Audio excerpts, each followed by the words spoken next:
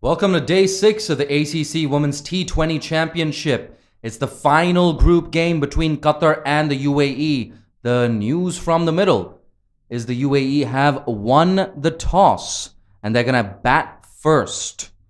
Pretty soon we're going to run you through these playing 11s. But I should let you know I'm your commentator for the day, Jay Dansagani. It's been a pleasure to be joined in the comm box by Malaysian left arm spinner Pavandeep Singh. Pavandeep, how's it going? Not too bad. Thank you for the warm welcome, Jay. Yes, absolutely, man. So good to finally meet you in person. We're going to run you through this playing 11. For the UAE, Chaya Mughal, Isha Oza, Induja, Nandakumar, Kavisha, Kumari Igorge, Khushi Sharma, Priyanjali Jain, Ritika Rajit, Sachin Singh, Tirtha Satish, Suraksha Kote, and Vaishnavi Mahesh. For Qatar, it's skipper Aisha, Shireen Nawab Bahadur, Rochelle Sherleen Coyne, Shruti Ben Rana, Hiral Agarwal, Rizfa Bano, Angeline Mayer, Trupti Kale, Alina Khan, Khadija Imtiaz, and Sachi Dadwal. So there you have it. We have around 2 minutes left until the first ball. We might even start a minute early. Slightly cloudy here at the Kinrara Oval.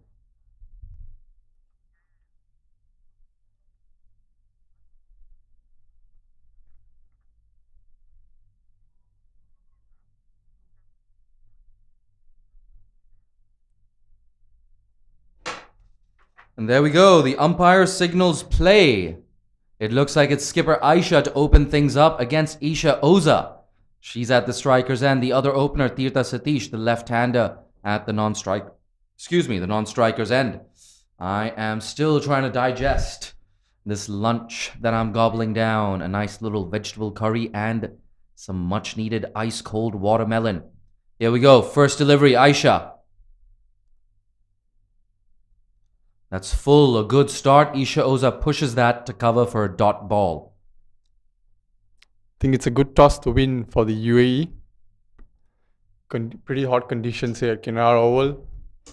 They're probably trying to make full use of it, put a good score on the board, and I think they have full faith in their bowling to defend whatever they put on the board. Absolutely. The UAE having won 17 T20Is in a row. That is quite the feat. They are dominating associate cricket in the Asian region. Tries to guide that away, a play and a miss. And the UAE, hot favourites, of course, to win that semi-final. They will probably be playing Nepal. I should probably check what the match score was between Hong Kong and Kuwait. I have a feeling Hong Kong coming up trumps in that game. It's really hectic here. Pavan in the commentary box, running down for the presentation ceremony, running down for the toss. As you can see, half my lunch is still sitting here. Look at that. The flies have joined us in the comm box. Driven. And first runs for the UAE. Pierces that gap between cover and extra cover. A bit of a misfield. That will allow Isha Oza to get back for 2. I think you've been doing a pretty good job, Jay. Gotta give credit where it's due. Mate, thank you so much. I'm absolutely flattered to get the praise from a high-quality left-arm spinner. The prince of the arm ball, Pavandeep Singh. So good to have you in that comm box. The number of people you've dismissed with that tricky arm ball. Oh my God. Look at that. That's on the legs this time. Isha Oza, elegant. Looking for that single, but it's not there. I think what we have seen from Aisha so far is she's just looking to bring the ball in to the right-hander. And she is getting there a bit of movement. And I think her plan here would be to just pitch it up, get it as straight as she can, and wait for Isha to make the mistake.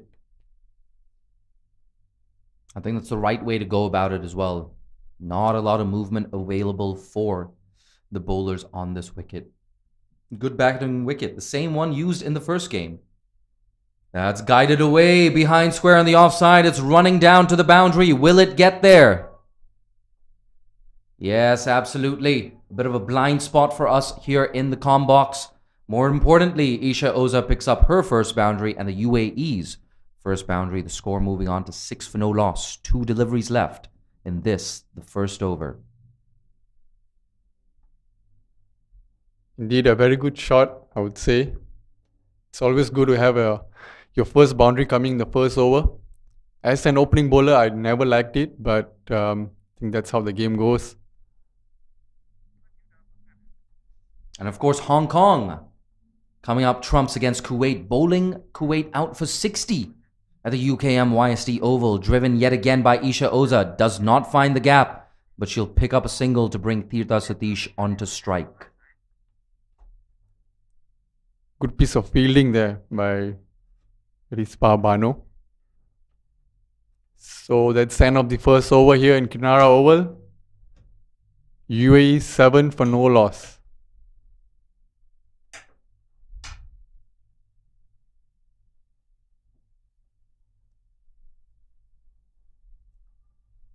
Absolutely a solid start here for the UAE. Not too bad from Aisha either. Never easy bowling to the likes of Isha Oza, Tirtha Satish. Every chance Kavisha Kumari Igodige walks in at number 3. What an imposing top 3 that is for the UAE. If you're just joining us, the news from the middle is the UAE won the toss and chose to bat. We've got a mid-on and mid-off up in the circle. It's a 5-4 offside field right now. Interestingly, not a single fielder on the boundary. Gotta love this aggression. What do you think of this, Pavan? I think it's very lovely to see an attacking field for a T20 game. We usually have the 2 fielders out in the 30 yards in the first 6 overs, but I think Angeline Mayer has full confidence in her bowling. And yeah, it's lovely to see. Absolutely. Angeline Mayer has been cut away just in front of square on the offside. Work to do here for the fielder. Bit of a misfield by backward point, but that cover fielder does well. Cuts it down to 2. I think if she's going to have everyone in, then that's not the line to go to. She's got to look to attack the stumps, wait for the batsman to make a mistake, and I think give herself the best chance to pick up a wicket. Isha Oza is looking really solid at the moment, and I'm backing her to score some good runs today. Mate, I am with you on that. It's never wise to bet against Isha Oza. Guided away, there's a third man in position. So an interesting field set, like we said, from Qatar. Trying to keep those runs down. Encouraging Isha Oza to go over the top. And I have a feeling that she's going to take that invitation.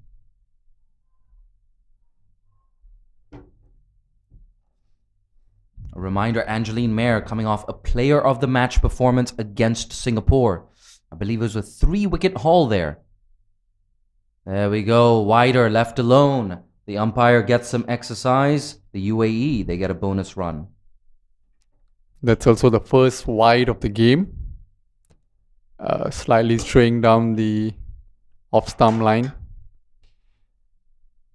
think Angeline Mayer has looked good so far, continuing her form from yesterday, but I think she's got to look to attack the stumps a little bit more. On the legs, ooh, unable to put that away. Pavan, that was there for the taking. Definitely there. I think Isha would realize she missed out on a free boundary here. A little bit over the fielder, it would have raced toward the fence. We have got world-class outfield here at Kinara Oval. And that's the benefit of having all your fielders up in the circle. It just cuts down those angles. Here we go. Decides not to go over the top. Respectfully played back to the bowler. 2 deliveries left in the second over. 8 for no loss, the UAE so far. They won the toss and decided to bat. An early boundary in the first over for Isha Oza. But Angeline Mayer keeping things quiet. Isha Oza has looked really good so far. Oh, look at that. Beautiful. Doesn't overhit that. That on drive splits the gap between mid-on and the bowler. Second boundary of the innings for Isha Oza and second boundary of the innings for the UAE. Their score moves on to 12 for no loss after 2. Just as I praised her, she plays a beautiful stroke down the ground. A very Sachin looking drive from Isha Oza. And UAE, I believe they're off to a very good start. Qatar still looking to pick up their first wicket here. Isha Oza, of course, a lot taller than Sachin Tendulkar. There's no doubt about that. And much like the little master, she likes to impose herself on the opposition from the get-go. Tirtha Satish, however, she is yet to get off the mark. It looks like she's yet to face a delivery as well. So first delivery coming up for Isha Oza for the first time today. We see a slip in position. Aisha coming from around the wicket, the Qatar skipper.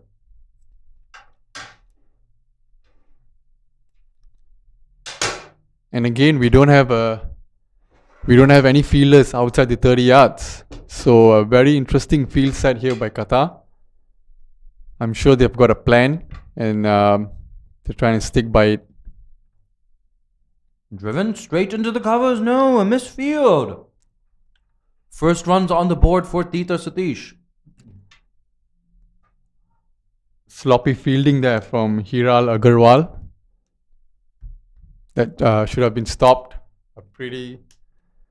Not hit too hard, so no excuses there.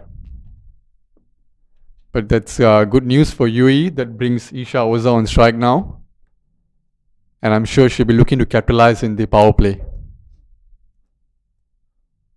Skipper Aisha, on the other hand, has other ideas. She's got that slip in place.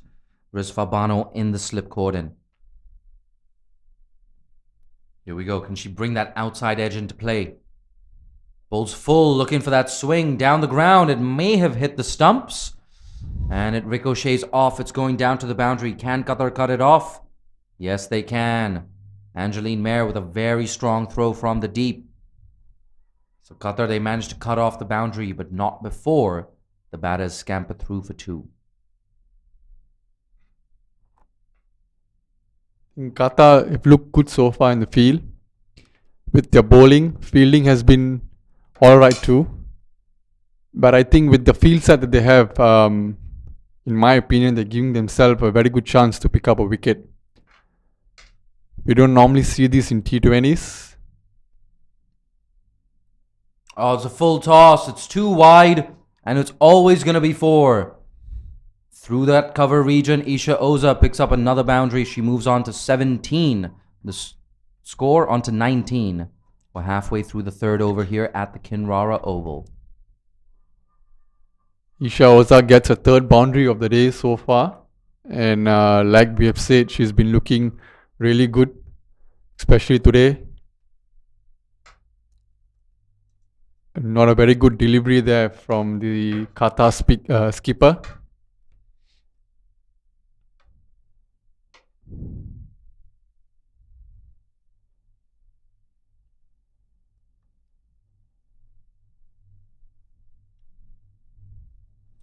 (5-4) offside field. A huge gap there between cover and mid-off. There's no extra cover in place. Inviting the right-hander to go for this. And that's slapped away through that very gap we just spoke of. Back-to-back boundaries for Isha Oza. I think it is poor bowling here by the Qatar skipper.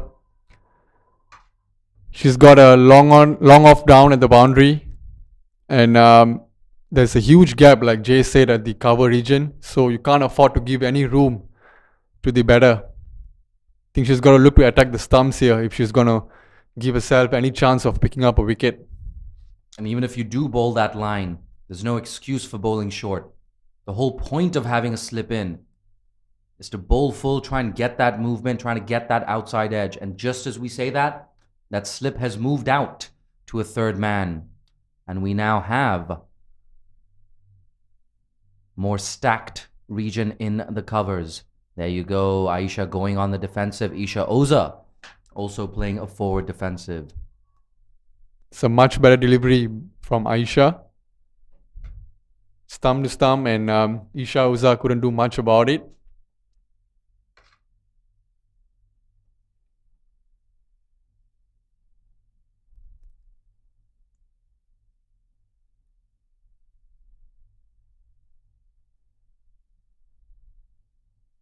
Oh, that one just coming in to the right-hander, tucking up Isha Oza.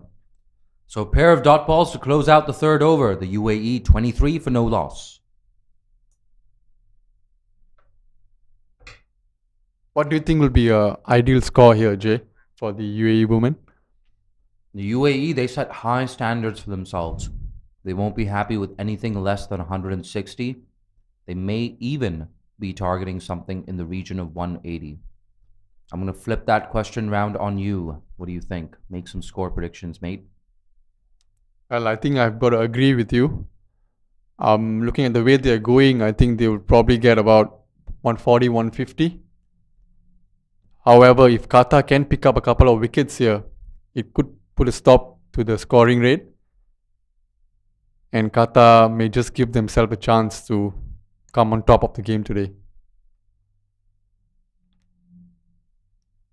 A lot of work to do, though, for Qatar.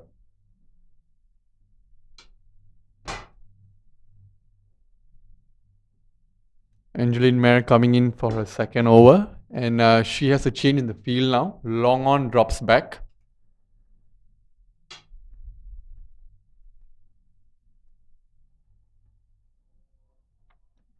It's not good enough from Angeline Mayer. It's too wide. And that's not going to do anything to test out the left-hander. Yes, a pretty poor start to her second over. Like we have said before, I think both the bowlers have to look to attack the stumps. That's full down to long on. Skipper Aisha does the tidying up. Just a single. And I think Skipper Aisha has watched a lot of Tirtha Satish. Tirtha Satish so strong through that leg side. A lot of people say left-hander is always elegant through the offside. But for Tirtha Satish, it's a different question. Very leg side dominant, Tirtha Satish. A change of angle here. She's coming around the wicket. Angeline Mayer to Isha Oza. Let's see if this works. 5-4 offside field. That's a good job there from Angeline. Bowling to her field. That's just pushed into the covers. A dot ball.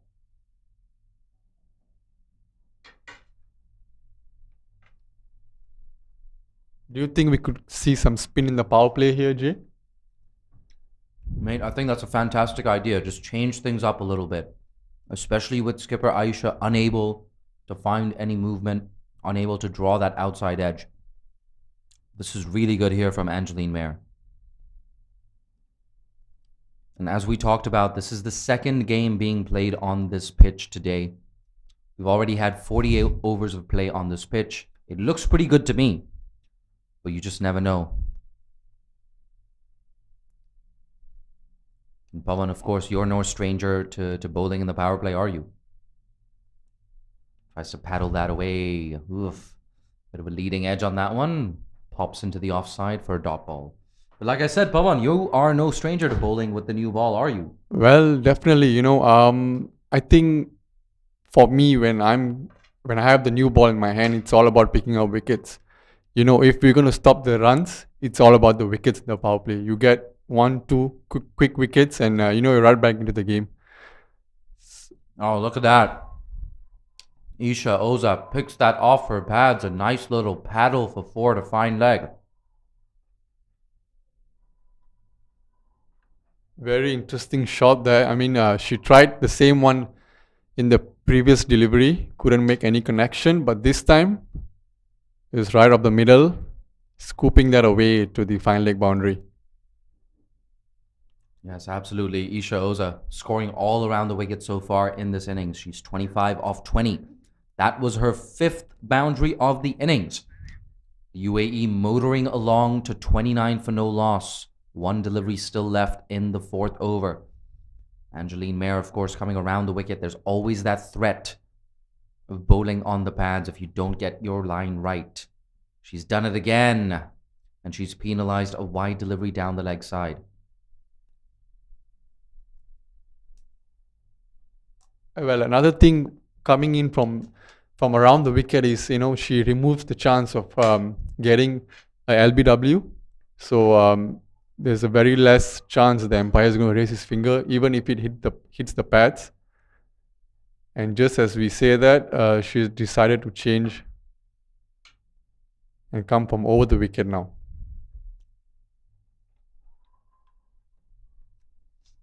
That's slapped to deep cover for a single. So Isha Oza yet again.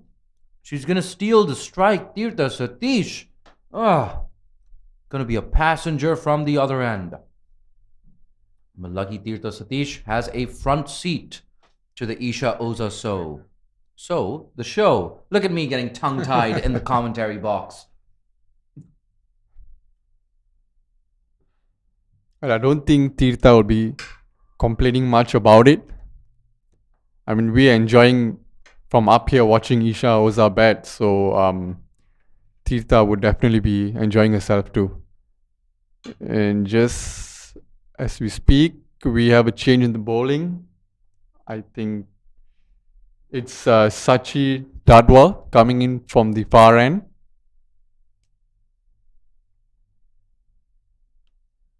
Absolutely, Sachi Dadwal. She was here with the under-19s. What can she produce? Isha Oza eyeing up that leg side field. It's a 5-4 offside field. We've got a fine leg in the circle, a mid-wicket, a square leg, and a mid-on.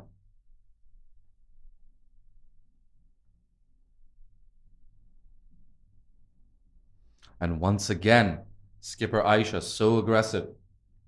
All of her fielders are inside that circle. That vegetable curry, that spicy vegetable curry, causing a little bit of indigestion for Jay Dansinghani in the commentary box. But that's what we have to do. We only have around 5 or 6 minutes to eat lunch in between games. Here we go, Sachi Dadwal. That's full, that's driven square, and it's going to be 4. Isha Oza, when she hits it, it stays hit. Yes, definitely, Jay. I think Isha has looked really solid today, and it's not just about hitting it. I think she's been really smart as well. Now, if we see anything that has been pitched up into the stumps, she has not taken any risk. She's just defended the balls, but anything that's outside the off stump or down the leg side, she has capitalized on it. And I think that just shows why she's betting on a pretty healthy strike rate as well. 32 of just 24 deliveries. And I think if she keeps going at this rate, we might just see our first century of the qualifiers. Mate, I agree with everything you've just said. Oh, it's a big appeal. Has that been given? No, it hasn't. For a minute, I thought that was the commentator's curse, Pavandeep Singh. Isha Oza just playing around that one, and she's practicing that shot now. She's like, okay, I should have gone straighter. There's a gap there as well between the bowler and long on. I think Isha Oza is really lucky to survive that one. Looked pretty straight from up here.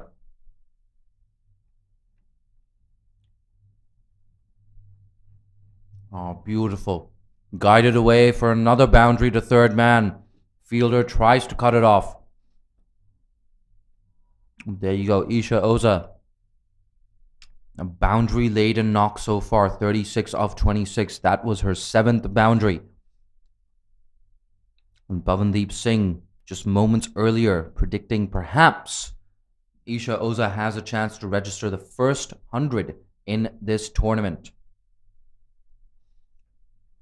Mate, I'm going to join you with that prediction. I think Isha Oza definitely looks like a hot favorite to get 100.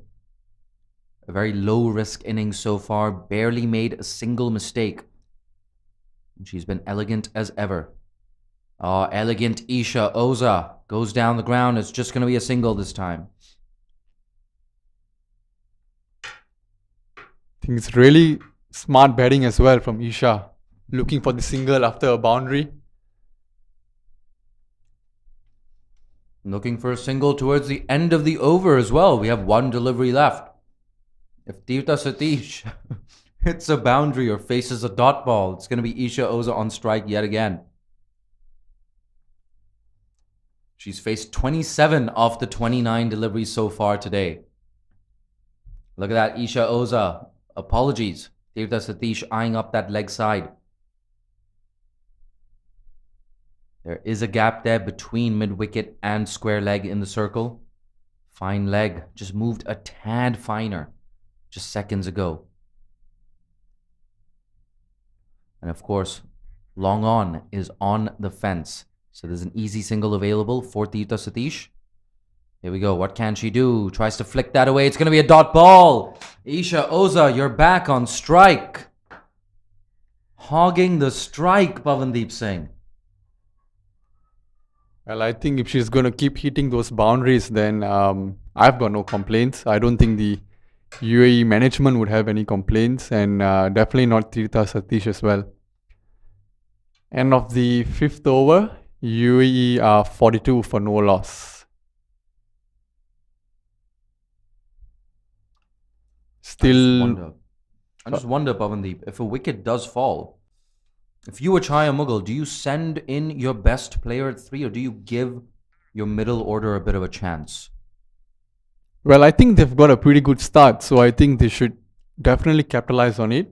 I would send in my best player at 3 and, try and just keep the run rate going and get as much runs as we can on the board.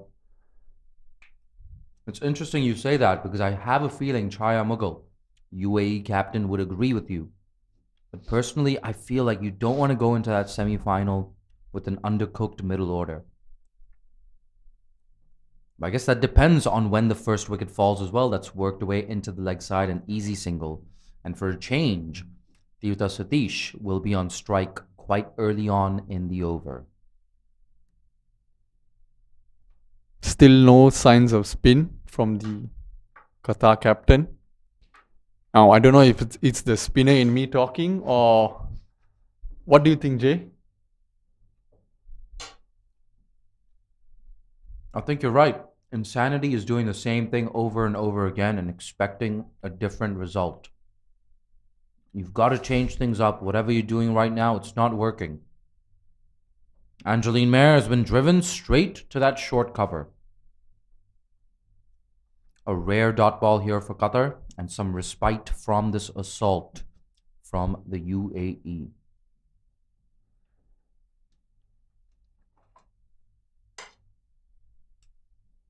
UAE looking really solid so far. I think Qatar desperately need a wicket here. Oh, look at that. Has that gone all the way? No. One bounce for over mid-wicket. First boundary for Isha Oza. She moves on to 6 off 5. The score, 47 for none. We're halfway through the 6th over. 3 deliveries left in the power play. Pavandeep, do you go for it? Well, I would definitely go for it.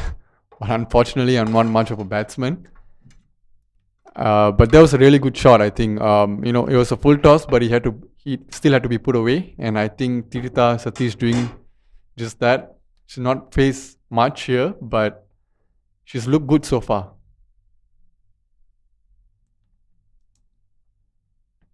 And with that full toss, we have a change in the field. A deep square leg. We have a deep square leg in place now. So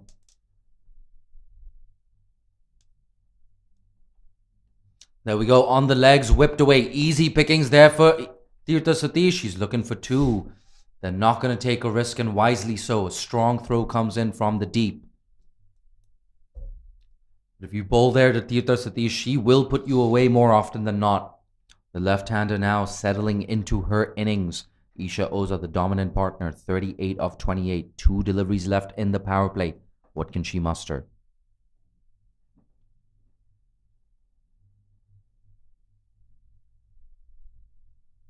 I think another boundary here would be really good for the UAE.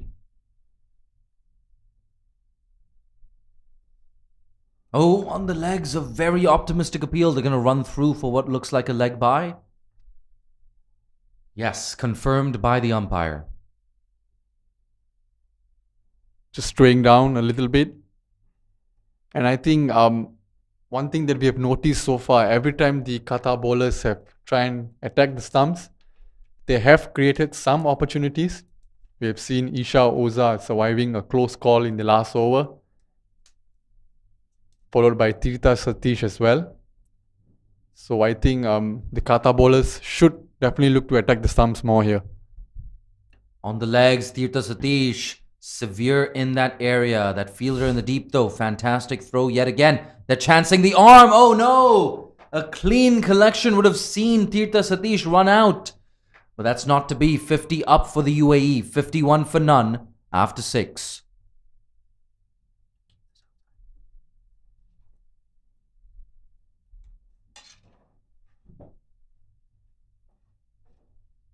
The umpire is signaling the end of the power play. I think the UAE couldn't have asked for a better start here at Kinara Oval. 51 for no loss after the completion of 6 overs.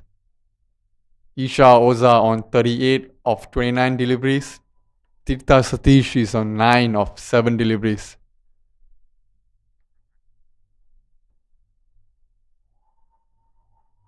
Sachi Dadwal to continue her second over.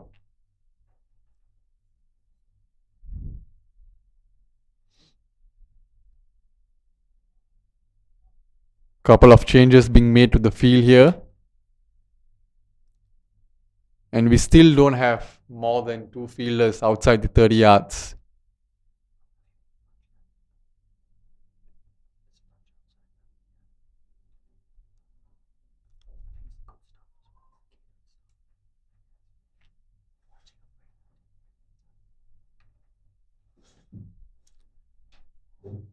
Here we go, Sachi Dadwal bowling the first post-power play over.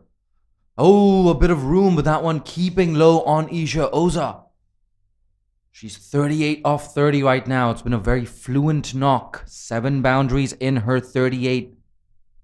She's going to be looking for a lot more boundaries. The field has now spread out. Very different tactics here from Qatar. 3 fielders outside the circle. Those 3 fielders are long on, a deep cover.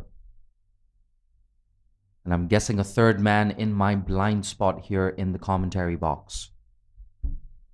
A very interesting field set here by the Qatar captain. So we have a sort of a deep third man and a deep point, I would say. And in looking at the field set, I think Sachi would be looking to just keep it outside the off stump and try and make Isha just play the cut shot. And as we say that, just a mid-pitch conference between Isha Oza and Tirtha Satish. Not too often in this innings we've seen consecutive dot balls.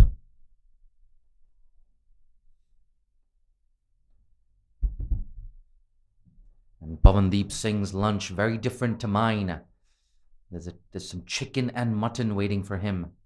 For me, it was all about the veggies. I haven't had too many veggies or fruit in the last couple of days. Absolutely hogged the veggies in the canteen just now. Grabbed a lot of that cold, cooling, soothing watermelon. Pavandeep, he's gone for the flavor. Halfway through the 7th over. No runs off it so far. 3 consecutive dot balls. Isha Oza drives it through that cover region. Just a single there. I think it's been pretty smart bowling from Sachi in this over so far. She's been bowling to a field, a pretty much packed offside field with 2 fielders at the boundary, one at deep point, one at a deepish third man.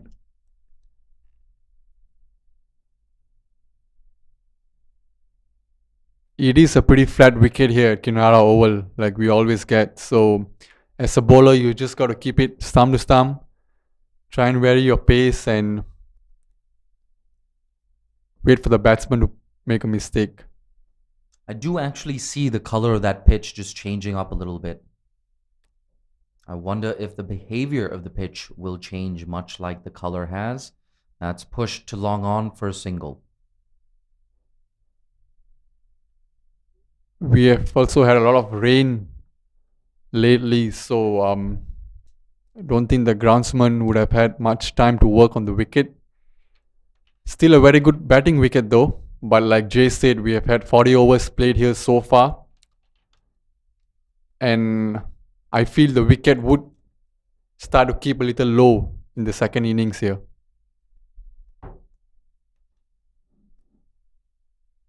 Here we go, Sachi Dadwal. Ooh, down the leg side, and it's going to be bonus runs. It's running down to the boundary. There we go, 5 wides to the UAE's total. The total moves on to 57. That was very loose from Sachi Dadwal. And Sachi, she knows she's got to do better than that. You can't afford to give the UAE or any opposition 5 free bonus runs. Well, I don't think the UAE would be complaining much here, but not very good stuff from Sachi Dadwal. I think having bowled 4 excellent deliveries in the over so far.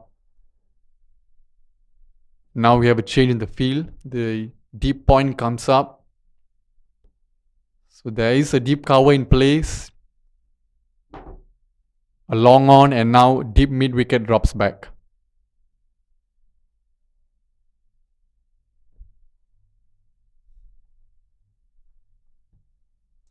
Pavandeep Singh, his observations astute as ever. Always keeping an eye on those tactics, those bowling changes, those field changes. Hasn't quite got that Isha Oza back to the bowler for a dot. And that should be the last delivery of the over.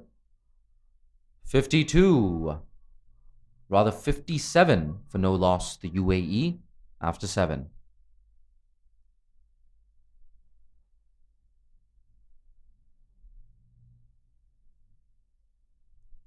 Apologies, 58 as we see on our scoreboard. We're just going to update that score for you on the screen as soon as we get confirmation from the scorers.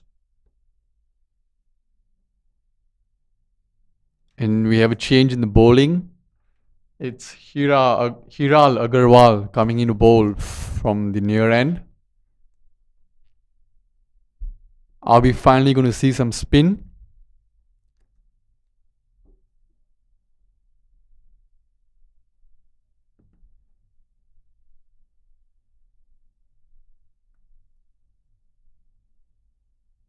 He will just moving that third man a little bit finer. Here we go. Hiral Agarwal. That's a good start, right on the money.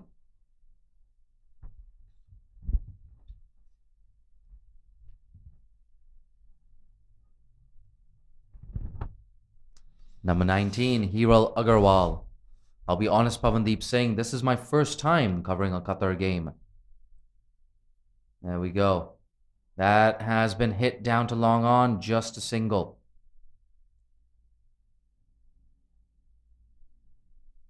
Yeah, so great to watch Qatar for the first time in this tournament. Qatar, of course, have played the majority of their games at the UKM YSD Oval. I've been stationed here at the Kinrara Oval, with the exception of that first day. I gotta say, I've got a lot of FOMO. I wish I could be 2 places at once. How cool would it be to clone another Jay Dansgani and send him to the UKM YSD Oval, a run-out chance? Not taken.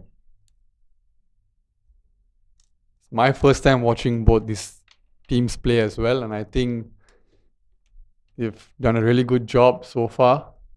Irrespective of the results that we've seen so far, I think this tournament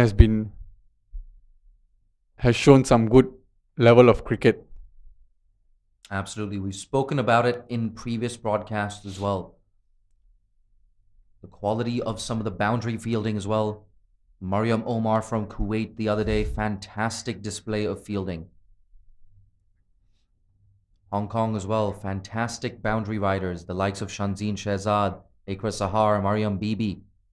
Mariam Bibi, of course, earlier this morning at the UKM YSD Cricket Oval, picking up 4 wickets in what I assume was a player of the match performance. Second time in a row that Mariam Bibi has dragged Hong Kong out of jail. Bhutan in that game against Hong Kong needed 34 off 36. Mariam Bibi with a fine death overs display. It sets up these semi-final clashes really, really nicely. Hong Kong with such a strong bowling attack. You got to say Hong Kong and the UAE. You just get the feeling, not just the 2 best teams in the competition, but also the best 2 bowling teams in the competition.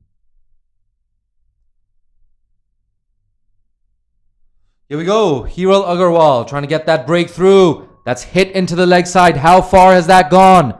Yeah, that's gone all the way for 6. Just like she did the other day. Isha Oza peppering that gap at a straightish deep mid-wicket. First 6 of the innings. The score moves on to 65 after 8 overs.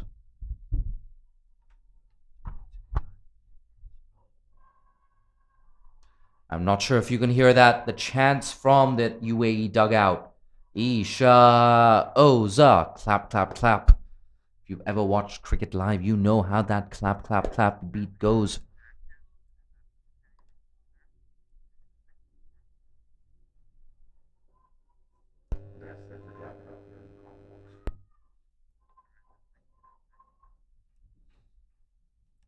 Isha Oza moves on to 46 of just 37 deliveries.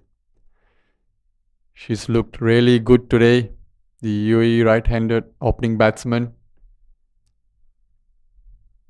There's a discrepancy in the score on the scoreboard and the score on our screens.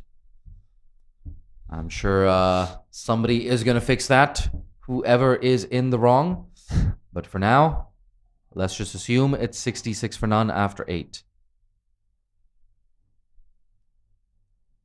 But Isha Oza so good at picking off those balls off the pads and lifting the ball over that straightish mid-wicket fielder. She did it the other day, I believe, against Singapore. Yes, against Singapore. Picking up 3 boundaries in an over against Shafina Mahesh before striking a maximum. The UAE gunning down Singapore's total of 29 with consummate ease. For now, we have a change of bowling. Spin into the attack. That's wide down the leg side. 67 for none. 12 overs to go. Pavandeep Singh, I want you to make a prediction right now. Well, I'm going to go with 150. Look at that. Qatari fans.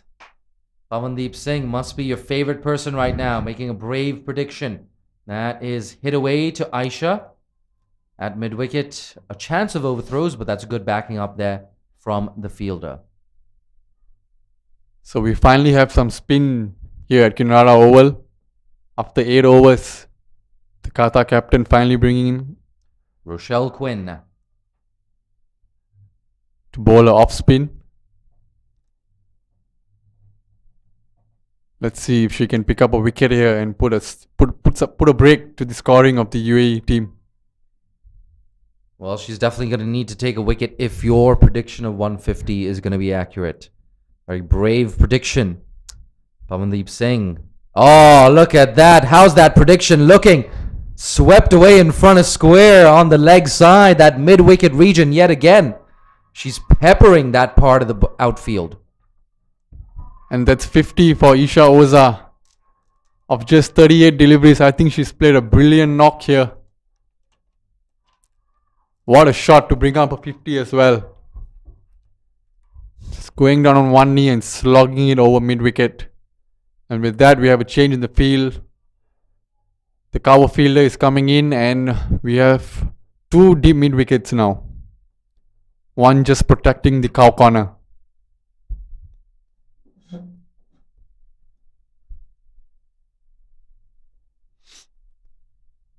Here we go. Through the covers this time. There's work to do for deep extra cover. She gets around. long off, I beg your pardon. It was a very wideish long off stationed there on the boundary. And I guess that field setting working there for Qatar. Cutting off the boundary, just a single to Isha Oza. A sigh of relief for Qatar fans and perhaps the Qatar dugout as well. Isha Oza off strike. Tirtha Satish, oh, it's not really easy bowling to her either.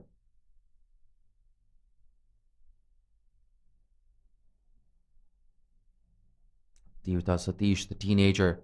Oh, lofts that over the top. Has that found the gap? No. A good piece of work there by mid-off. Parries it away, however, and allows the batters to scamper through for 2.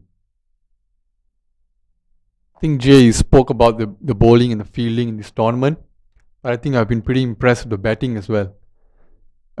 Speaking about Malaysia, Winifred especially in the first game and even today. I followed up with Mas Alisa. I think both of them did batting really well. Oh, that's a big appeal. I think that's pitched outside leg stump. Very hard to get an LBW appeal given with that angle. I think that is the only issue if you're coming from around. Makes it a little difficult.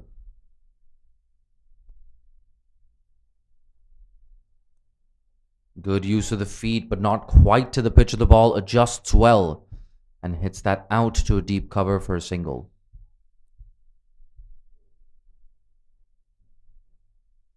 Pretty expensive first over from Rochelle, giving away 10 runs.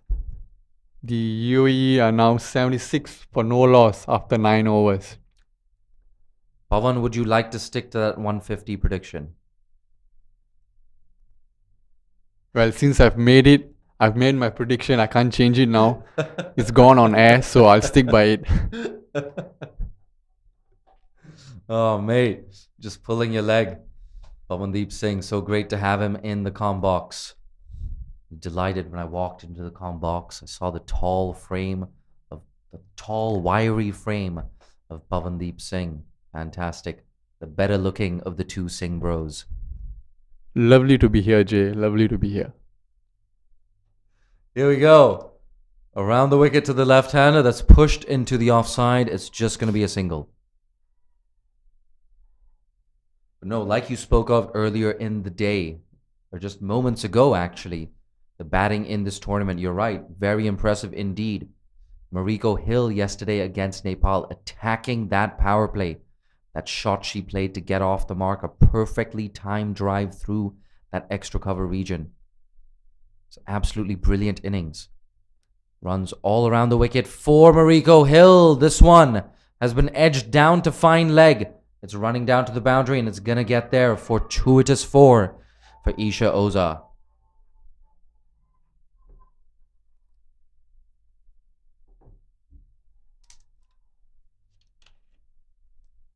The score now moving past 80. 81 for none. 4 deliveries still left in the 10th over. A lot to think about for skipper Aisha and for Qatar. And I think we have a no ball signal from the umpire. Yep, it looks like there were only 4 fielders inside the circle. In fact, that is allowed.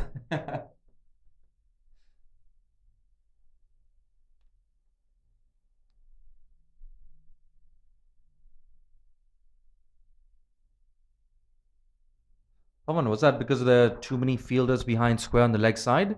Could that be a reason why the no ball was called? I'm not really sure what happened.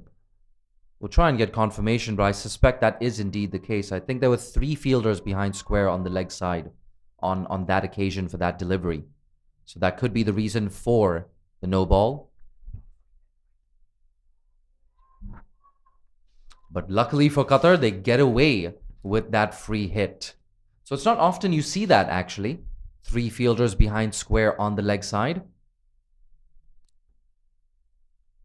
But then again, Qatar, it's all a process for teams like Qatar and teams like Oman.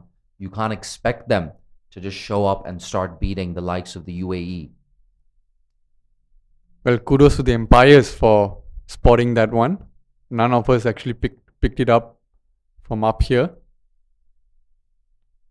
It's exactly what the umpires are paid for, justifying their salary.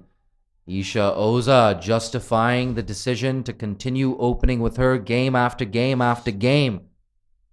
One of the best batters in the tournament that's guided away to the third man region for 2 useful runs. Isha Oza, of course, played for the Warriors at the Fair Break Invitational. Wasn't always used in the top order. And of course, so effective with the ball as well. That tall off spinner. And high arm action, Isha Oza rarely ever gives runs away. But to restrict full member batters, that's no mean feat. Isha Oza goes through extra cover, it's just going to be a single. Speaking of the Fair Break tournament, Jay, how effective do you think that tournament was for, especially for all the associate players? I think it was an absolute game changer. Right in the aftermath of the tournament, you had someone like Mariko Hill picking up a contract with the Northern Diamonds, that English regional side down in England. There we go. That's on the legs. That's a big appeal. No, this won't be the first wicket for the UAE. Still no wickets have fallen, but like you said, Pawan, it's been an absolute game changer at the Fair Break Invitational. The opportunity to play alongside full member players and be in a professional environment. I mean, as a Malaysian, you saw exactly what that did for Malaysian skipper Winnie Duraisingham's game and her confidence. Winnie Duraisingam, it's hard to imagine the Fair Break Invitational without someone like Winnie Duraisingam. It was really good to see her, being announced as in the team of the tournament as well. And I think, I've got to agree with you. It was a game changer. And I hope they carry on with the upcoming editions as well. Absolutely. The next edition will be in Hong Kong in March next year. And of course, Winnie Duraisingam, part of a title-winning team, the Tornadoes. And the thing about the Tornadoes that was so encouraging, you had Chanida Sutirwang, Sita Rana Magar, and Winnie Duraisingam. They bowled around half of all of the Tornadoes' overs throughout the tournaments. And that's the team that won the tournament. And a big reason for that was that bowling core comprised of bowlers from associate nations. So that already shows you exactly how much quality and how much talent we have in Asian associate cricket. And it's one of these things, right?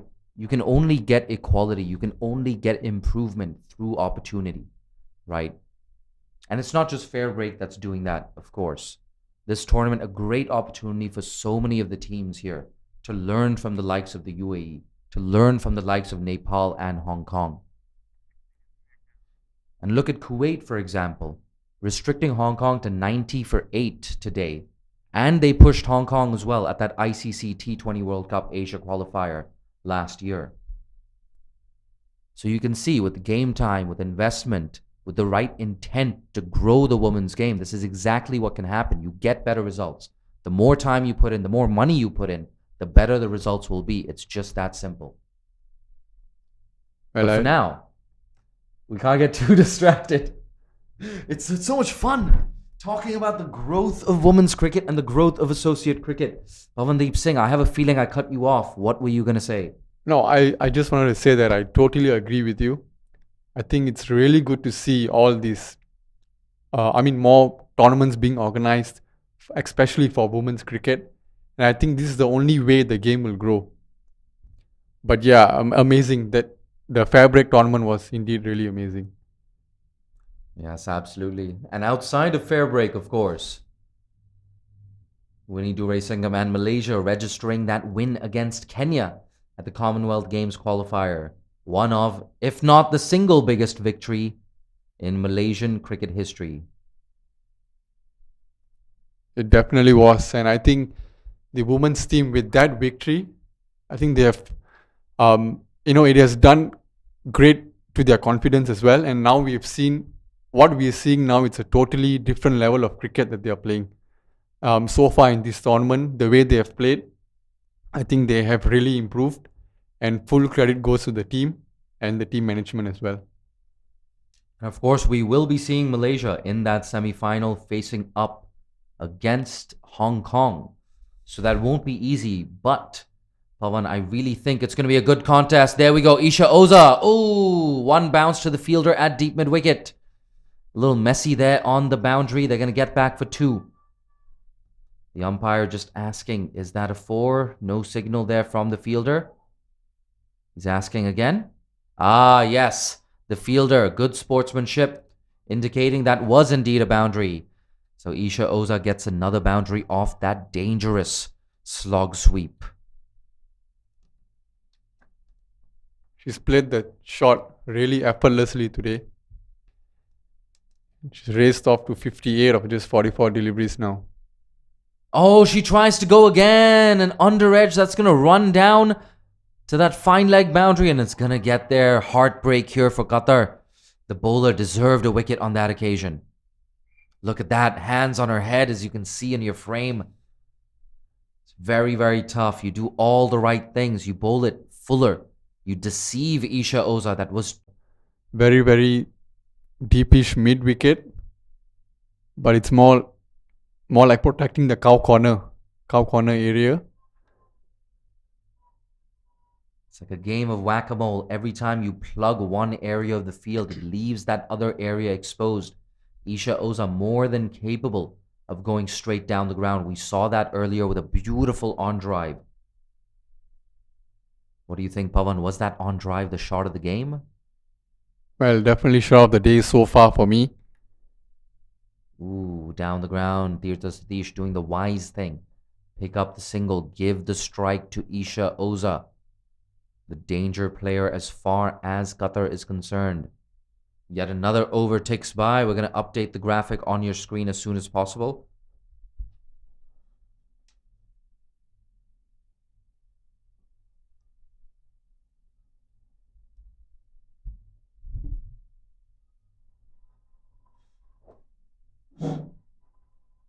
Qatar yet to pick up their first wicket. And I think it's just been really good batting from the UAE.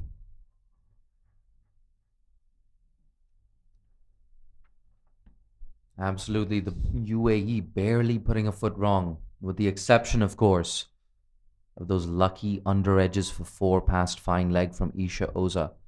But we can forgive Isha Oza because she's been absolutely elegant and clinical throughout this innings.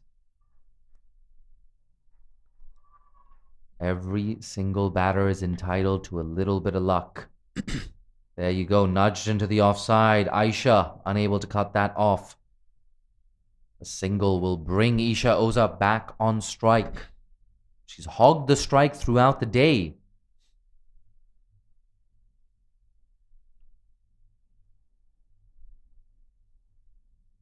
And it looks like 100 is up for the UAE now as well. We're just running a little bit behind schedule when it comes to that graphic and that score on your screen. We'll do our best to update you in due course. A single for Isha Oza. Looks like Angeline Mayer there at long off. Makes no mistake. Pavandeep Singh, do you change things up? Do you bring someone like Angeline Mayer into the attack? Or if you're Aisha, do you bring yourself back on? Well, I think I would be looking at probably the pick of the bowlers for Qatar today for me has been Sachi Dadwal. She's bowled only giving away 10 runs in 2 overs so far. So I would probably go back to her. There we go, on the legs. That's picked away rather easily. Finds the gap to perfection. Tirtha Satish making the most of that full toss. That goes into the mid-wicket boundary for 4. Yes, an elegant looking shot there from Tirtha Satish. Hasn't got much strike today, but whenever she's got it, she's made full use of it. God, you have to say, Chaya Mughal's outfit looking so confident today. Throughout this tournament, in fact, they know they're coming into this tournament as pre-tournament favorites. They're eyeing that world record for consecutive T20I victories I'm going to do my research in the innings break, find out exactly what that record is. There we go, on the legs yet again. And Angeline Mayer at long on, makes no mistake. So now runs and boundaries coming from both ends. That's the scary thing for Qatar. Who's going to chip in with a breakthrough? Who can keep the runs down? And how do they rein back this UAE assault? There we go. Down the ground. Has she found the gap? You better believe she has. Angeline Mayer unable to cut that off. She barely had a chance. Isha Oza collects yet another boundary.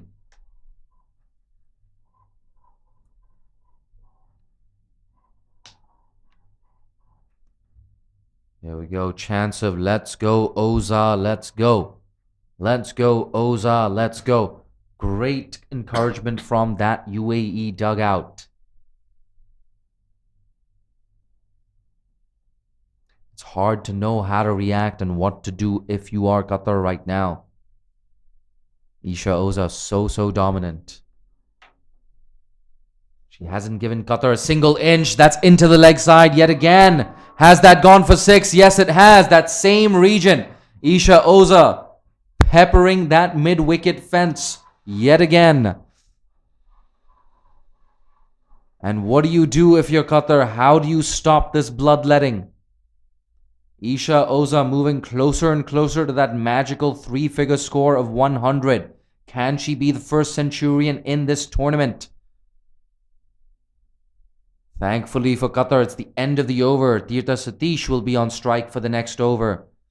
But you know you're in trouble when you're praying for Tirtha Satish to get on strike. It means the batter at the other end must be ridiculously dangerous. Isha Oza, how do you stop her?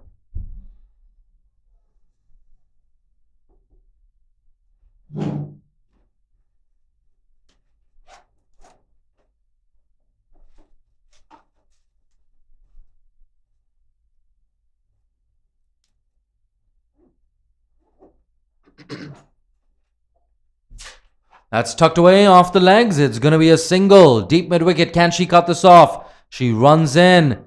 Oh, that's a strong throw. But Isha Oza ran that first one very hard. Was backing up as well. High quality stuff here from the UAE. Finding the boundary regularly. But also minimizing those dot balls. And you have to say a score in the region of 190, maybe even 200 is on here for the UAE. Oh, is that a run out at the non-strikers end? No. Isha Oza gets back just in time.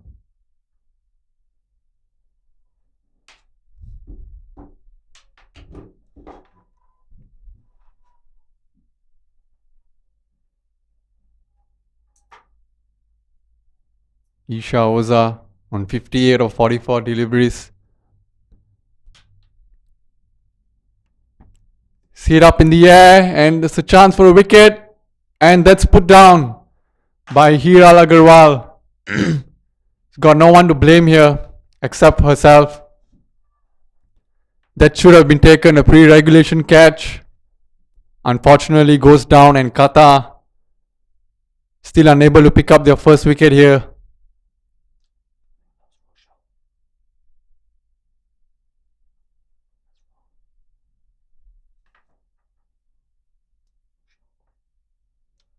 In fact, it was Rochelle Quinn on that occasion, the bowler herself, putting that down. So not an ideal result here from Qatar. The important thing for the UAE is both these batters are still at the crease. It's Isha Oza, the powerful right-hander on strike. Will she go over mid-wicket again? Yes, she does! How far has that gone? It's 1 bounce 4. Isha Oza, we've said it before, we'll say it again. So dangerous in that mid-wicket region. Now, you can't bowl there to Isha Oza. She's looked really good playing that leg side bound shots today. Easy pickings for Isha Oza there.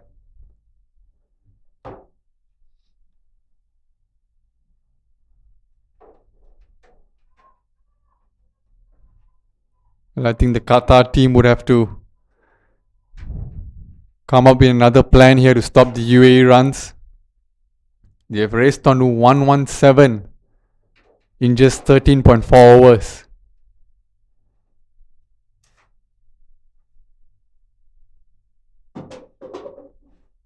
Isha Oza goes again, gets the underage, and this time hitting it to short fine leg just for a single.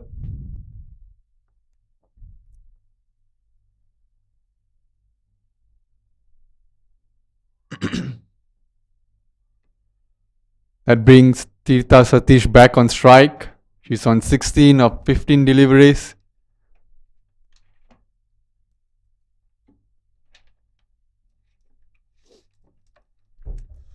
This is so dangerous for Qatar. The left-hander works it away into that mid-wicket region. A simple single for Tirtha Satish.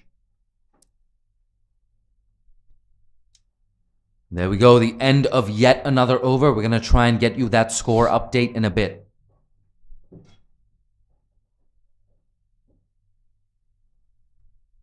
The UAE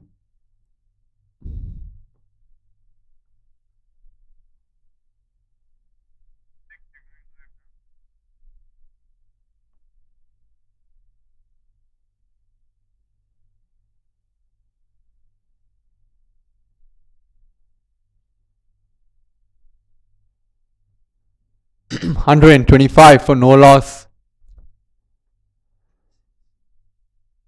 Sorry, 126 for no loss after 13 overs. In Qatar, yet to pick up a wicket.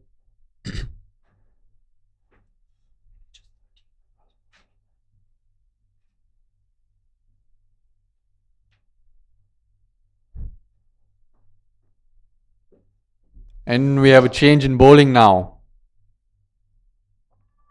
Alina Khan comes into the attack. Absolutely, Alina Khan, yet another member of that Qatar under-19 side that was here a couple of weeks ago. So she spent a few weeks in Malaysia already, Alina Khan. There we go, 2 pigtails for Alina Khan. And that's shoveled away into that deep square leg boundary for yet another boundary. Tirtha Satish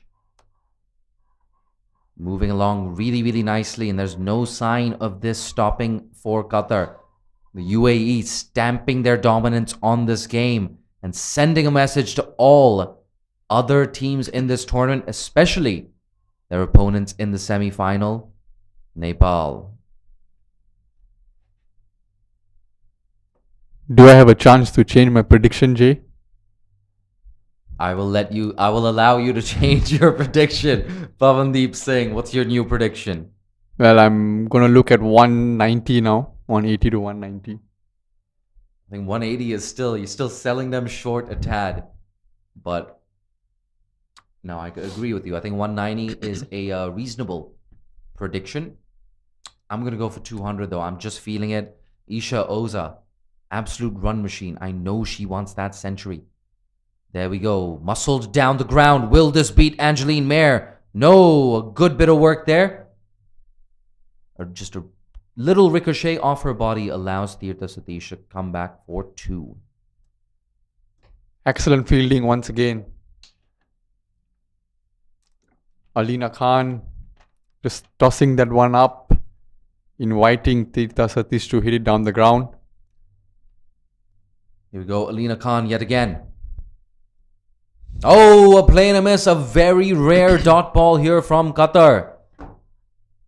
Dot balls are absolute gold dust, especially when you've got Isha Oza and Tirtha Satish batting out in the middle. Good piece of bowling there from Alina Khan. Not afraid to toss the ball up. Here we go. A little wrong-footed that action. That's uppish. And extra cover will cut it off. So just a single there for Tirtha Satish. I believe the umpire has signaled 1 delivery left in the over.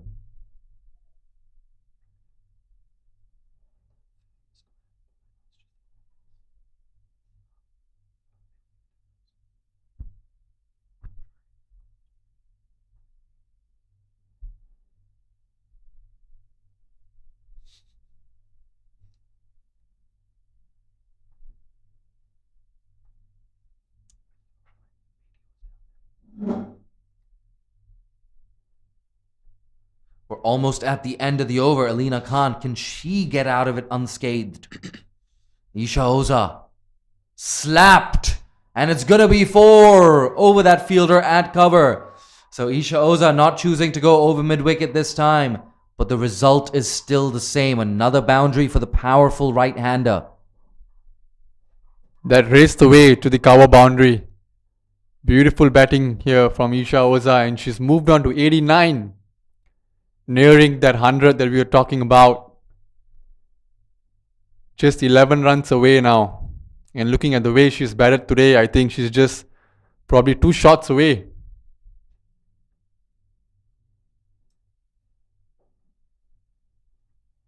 Alina Khan coming in to bowl her last ball of the over.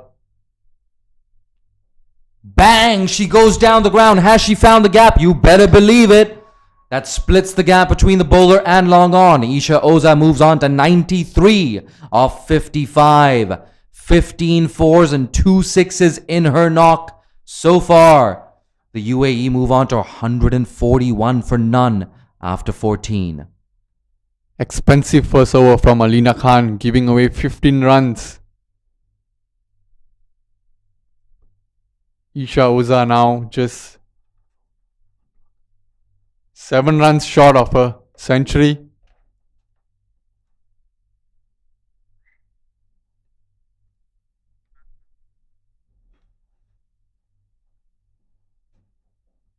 UAE looking on par to make a big score here. And the Qatar team would have a big chase ahead of them. Another change in the bowling now. Skipper Aisha is back into the attack for her 3rd over. Pretty expensive so far today.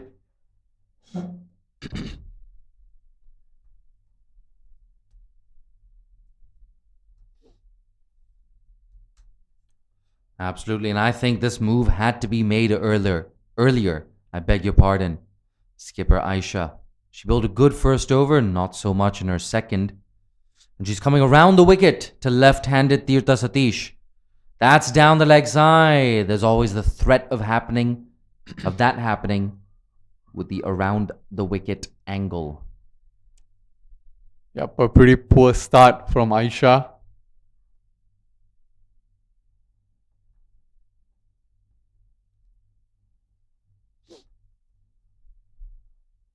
Isha Oza looking for her second T20I century. Just earlier this year, in March, against Bahrain, where she smashed 158 in the GCC Cup. That's a dot ball. A very rare dot ball here. We've seen a lot of boundaries, a lot of doubles in the past couple of overs. Here we go. Isha Oza eyeing that second T20I century in her career. But for now, it's Tirtha Satish on strike. Come on, Aisha. That's down the leg side. A good piece of fielding there at fine leg. A quick throw. Ooh, a better throw would have had Isha Oza in trouble. Not to be, however.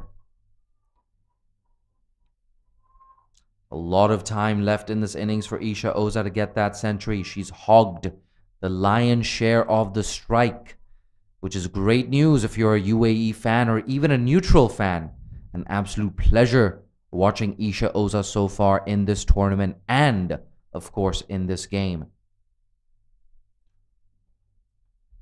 I think the last thing Isha would want today is to get out, being run out.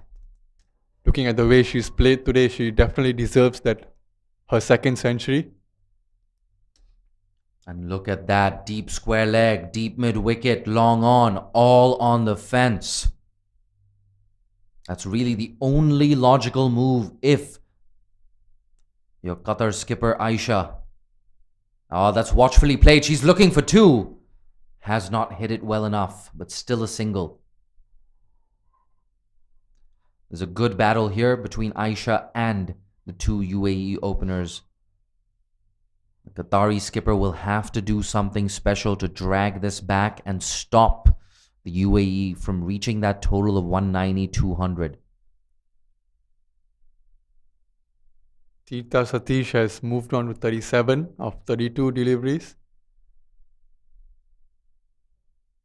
That's punched into the cover region. Just a single, bringing Isha Oza back on strike. She's one maximum away from that 100. Her first 100, of course, against Bahrain. 158 of 71 deliveries. She hit 22 fours and 6 sixes on that day. Oh my God. Al Amarat in Oman absolutely lit up the Gulf on that occasion. Goes down the ground. Goes big. Has she gotten all of it? Oh, a drop catch there at long on and parries it over for 4. That should have been the end of Isha Oza, but not to be. Another 4 brings her to 98. I believe there's still time left in this over. Absolutely one delivery left now in this over. Can Isha Oza get that 100? Will she pick up a single or will she try to finish things off right now? Getting a little bit lucky there with that drop catch. 149 for none. No wickets at all for Qatar. The UAE going at close to 10 runs and over. Isha Oza, bang down the ground. It's going to be a dot ball. We're going to have to wait for that Isha Oza 100. 5 overs to go. It's 149 for none.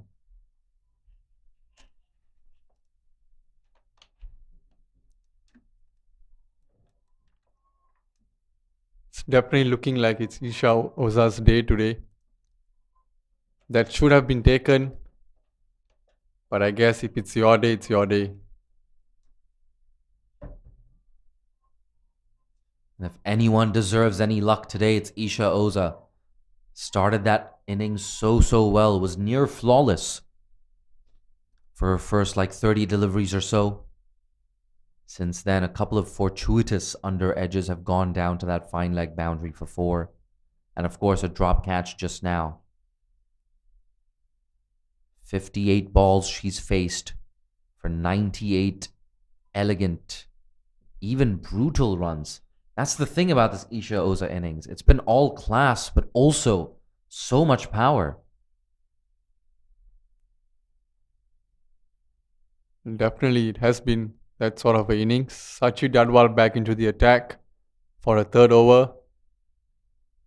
Oh, that's down the leg side. A bonus run plus the wide delivery. So 2 more runs to the UAE's total. And it's 150 up now for the UAE. The milestones continue to tick by for them. And now, once again, Isha Oza on strike. 98 off 58. Looking for her second ever T20I century. I wonder how many people are watching at home in the UAE. Whether you're in Dubai, Abu Dhabi, Fujairah, any of the Emirates. Ajman. Look at this. Isha Oza, 98. That's played away through the offside. Ooh, we're going to have to wait a little longer. Run out chance. Stronger throw might have had Tirtha Satish in trouble. That's the thing, Pawan. We're getting so distracted by this Isha Oza potential century. We didn't even, almost missed that potential run out at the other end. Here we go, Sachi Dadwal. Some very colorful orange shoes there she's wearing. That's too wide. It's left alone. And there you go. The umpire. A belated call of wide. Taking his time with that call, the umpire.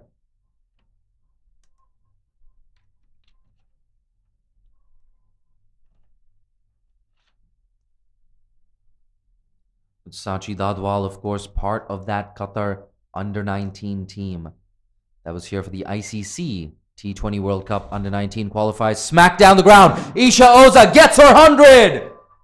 102 off 60 balls. The helmet comes off. She raises her bat. What a fantastic innings. power, poise, elegance. Isha Oza gets her second T20I century. Absolutely amazing innings here. I think one of the best that we have watched in Kinara Oval after a long time. And you can hear that, the cheers from the dugout. Isha, Isha, clap, clap, clap. I feel like standing up and applauding from the commentary box as well. And a fantastic shot to get there as well, straight down the ground.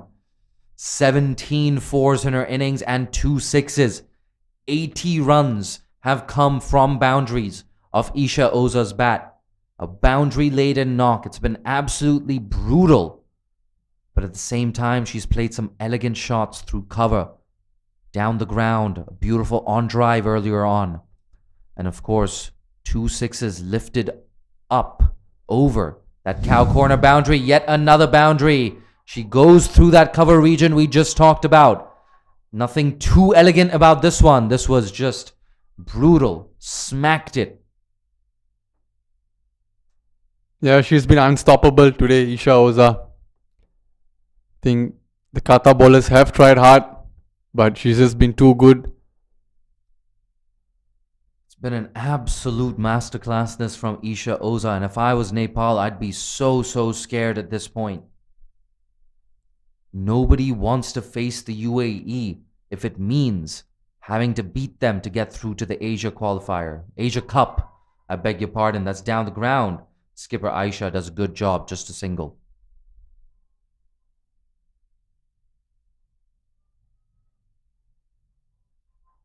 There you have it, you know, the semi-finalists all but confirmed.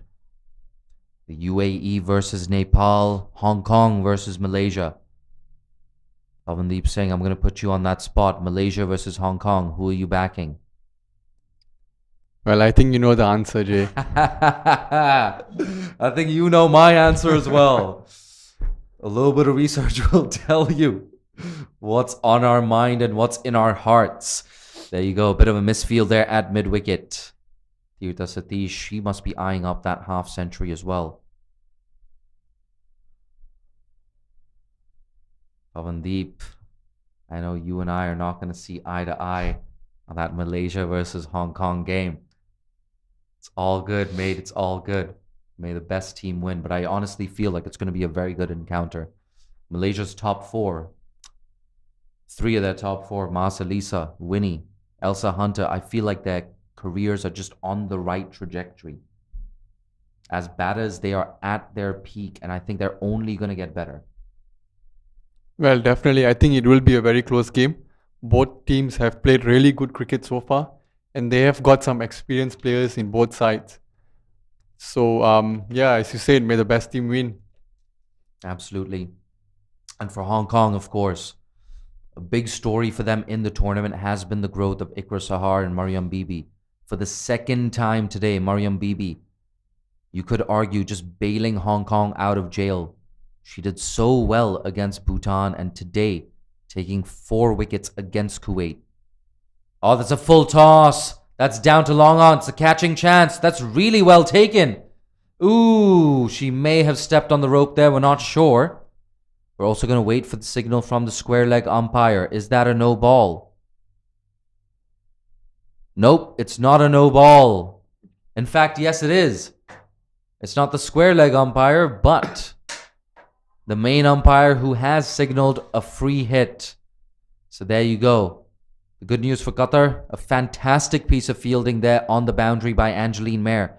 Saves a 6. However, it's a free hit. And guess who's on strike? Isha Oza. There you go. Then again, you can always argue. It seems like every ball has been a free hit for Isha Oza in any case. So, here we go. The powerful right-hander. She's on 107 off 62. Looking for her third 6. Bang! She goes down the ground. Has she got it? Yes, she has. Straight down the ground and all the way for 6, like Tony Gregg would say. I can't do it as well as Tony Gregg, And very few batters can do it as well as Isha Oza going down the ground on that occasion, picking up her third maximum of this innings. 113 off 63 deliveries for Isha Oza.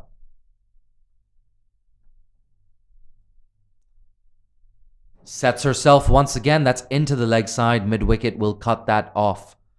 Pavan, one thing I want to see in that semi-final between the UAE and Nepal is Kabita Kunwar bowling from around the wicket to Isha Oza.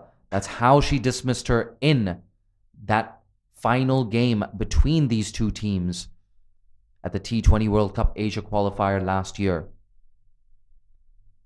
Well, I think it will be another interesting contest as well between the UAE and Nepal. Here we go. Aisha, she's been driven. Quick single. Will they get in? You better believe it. Tirtha Satish, another useful single. She knows I don't have to do anything fancy. Just give the strike back to Isha Oza, my opening partner. She's killing it right now. 114 off 64. A strike rate of 178.12 to be precise. Here we go. Long on, very wide yet again. There's that gap down the ground. She backs away. Ooh, doesn't get all of it. But getting a single down to Angeline Mayer at long off.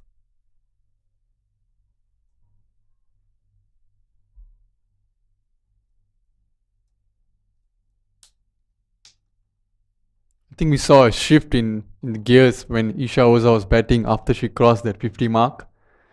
And like you said, she was batting like every ball was a free hit.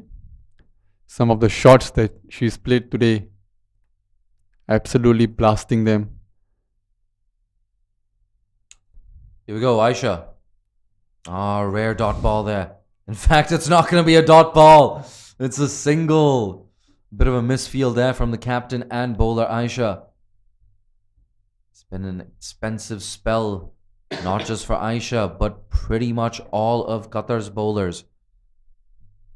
Aisha has one delivery left in her 4-over quota, and unfortunately for her, she's going to have to bowl that final delivery to none other than Isha Oza. The headline act today at the Kinrara Oval. Magnificent player, Isha Oza. Here we go. Last ball of the over. Last ball of Aisha's spell. Oh, a play and a miss. They're going to scamper through for a bye. Great stuff there from Tirtha Satish. Alert to the possibility of that single. And it's a bye to end the final over. 174 for none. 3 overs left.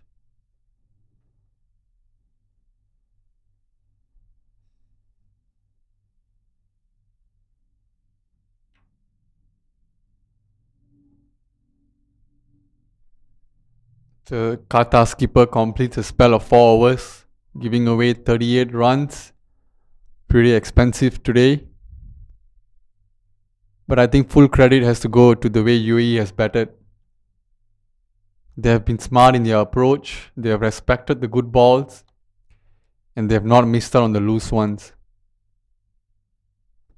Sachi Dadwal back into the attack to bowl her last over of the day. Yeah, absolutely. So hard for Qatar to keep the runs down, especially when Isha Oza is in such fantastic form. My God, Pavandeep Singh, I've nearly lost my voice. Isha Oza giving me a lot of material to commentate on here in the comm box. Great view for us, especially with this pitch being used. Well, she's definitely kept us busy today. No doubt. Here we go. Sachi Dadwal to Isha Oza. Is that out? Yes, Isha Oza. I couldn't believe my eyes for a second. She's been bowled. Really good stuff there from Sachi Dadwal. That's a massive wicket. The UAE lose their first wicket. Isha Oza walks back after a brilliant century. 115 off 67 deliveries. Gets a punch of the gloves from Tirtha Satish. And watch this reception she's about to get from that UAE dugout. There you go. Kavisha Igodege walking in at number 3. You're going to see her pretty soon. And as soon as Isha Oza crosses that boundary rope, I know that dugout is going to go crazy.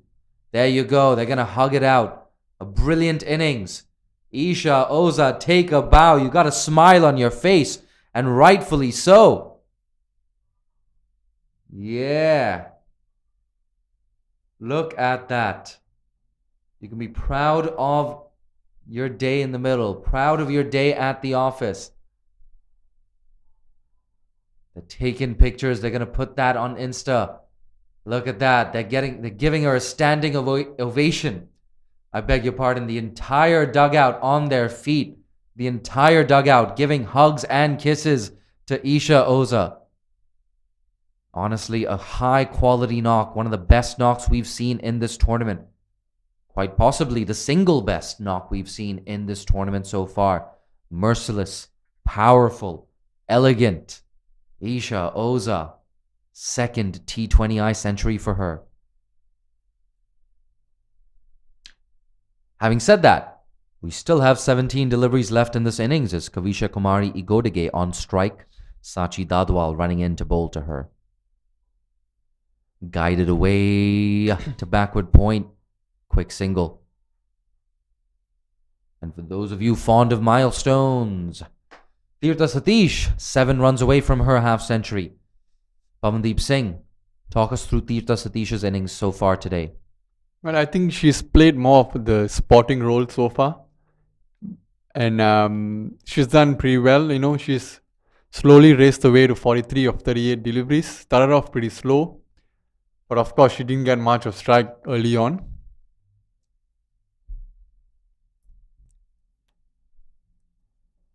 That's pushed into the offside. Just a single it should be. They're going to be looking for 2.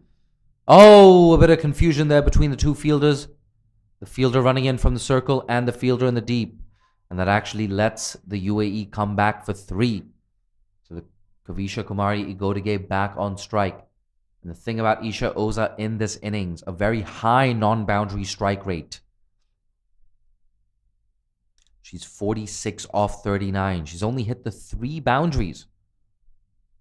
So 34 runs coming in 36 non-boundary deliveries for Isha Oza. When your non-boundary strike rate is up above 80, 90 or close to 100, that's how you tell that you've played really, really well and you're a really good player.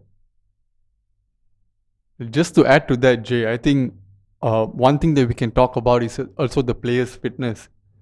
She's only hit 3 boundaries, so most of her runs have come off singles and doubles. And I think the running between wickets today has been really good. It's not easy playing under these hot conditions here in Kinrara, but I think it speaks a lot about the fitness these players have. Mate, you're 100% right. That's a very astute observation. Kavisha Kumari Igodege picks up her first boundary, a bit of a misfield there in the cover region. So she gets rolling. She's on the board right now as well. UAE 182 for 1. 1 delivery left in the 18th over. Pavandeep Singh, I think you're 100% right there. We haven't even noticed Tirtha Satish getting tired, feeling any cramps. So yes, spot on. The fitness here from UAE's players. In 32, 33 degree heat here at the Kinrara Oval. It's very commendable. She's barely broken a sweat. Tirtha Satish, here we go. Down the ground. Aisha does the cleaning up, just a single. 2 overs left, 183 for 1, the UAE. Sachi Dadwal completes a spell of 4 overs, giving away 37 runs and picking up 1 wicket. The all-important wicket of Isha Oza.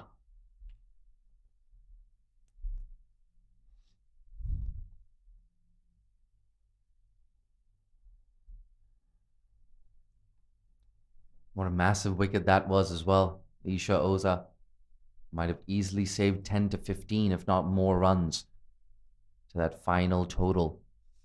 Qatar, you have to say that wicket coming a little too late for them. And we have a change in the bowling. Rochelle Sherlin comes in to bowl. Pretty brave move from the Qatar captain, bringing in an off spinner at this stage of the game. Last 2 overs left of the innings. Absolutely. It's a 5-4 leg side field. She's got to bowl straight. She does not bowl straight and she's punished through the offside. Kavisha Kumari Igodige too good to miss out on that. It's a beautiful shot. It was wide but still had to be put away. And the chants from the dugout. Kavi. That dugout has had a lot to celebrate, a lot to shout about in this innings. Kavisha Kumari Igodige surveys that leg side field. And we talked about this Rochelle. She cannot bowl too wide. She misfielded that ball, which went for a boundary in that last over as well. Ooh, a rare dot ball. Skipper Aisha at mid-wicket. Thanks her stars. Just that one boundary off the over so far, off the first delivery. A dot ball to back it up from Rochelle. Oh, an attempted sweep, a big appeal. No. The umpire, he's completely unmoved.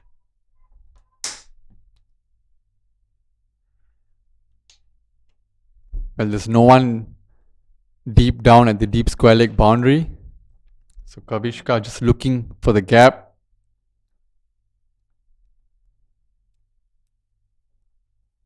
Goes over the offside this time, splits that gap between extra cover and long off.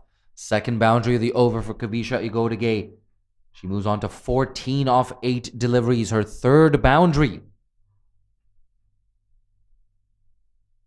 So the runs continuing to flow for the UAE in spite of Isha Oza's dismissal.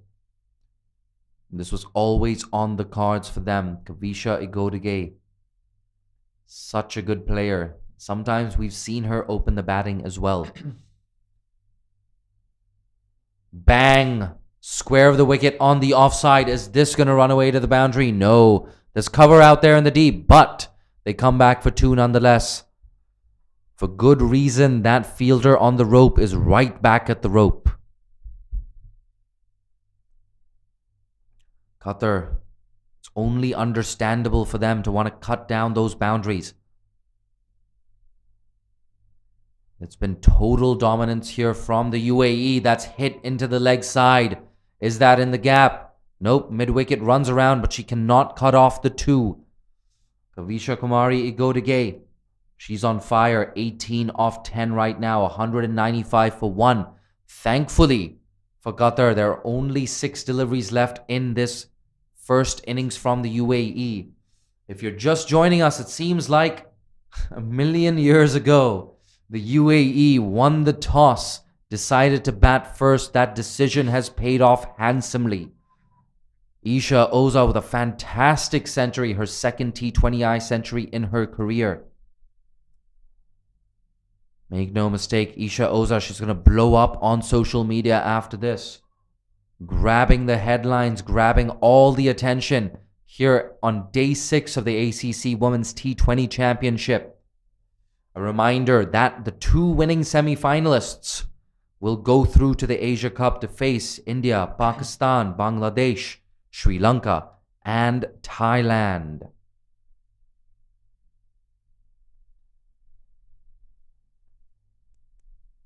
Hiral Agarwal to bowl the last over of for the Qatar team.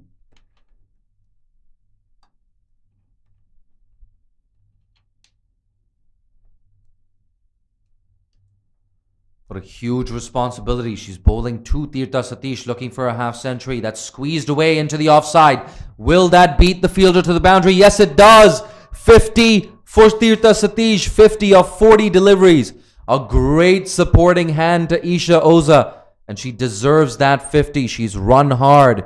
She's taken the singles. It's been an unselfish and very, very mature knock, this from the UAE under-19 captain and the UAE left-handed opener Tirtha Satish, continuing to shine in that UAE jersey.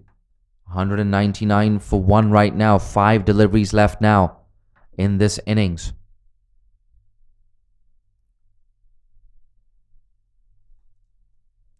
Over the top, that's coming in our direction. It's going to be 1 bounce 4.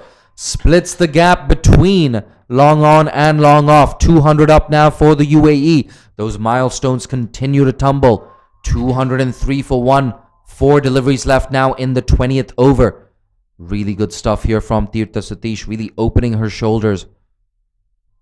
Going for everything. You've got to do that in those closing stages. 5th boundary for Tirtha Satish.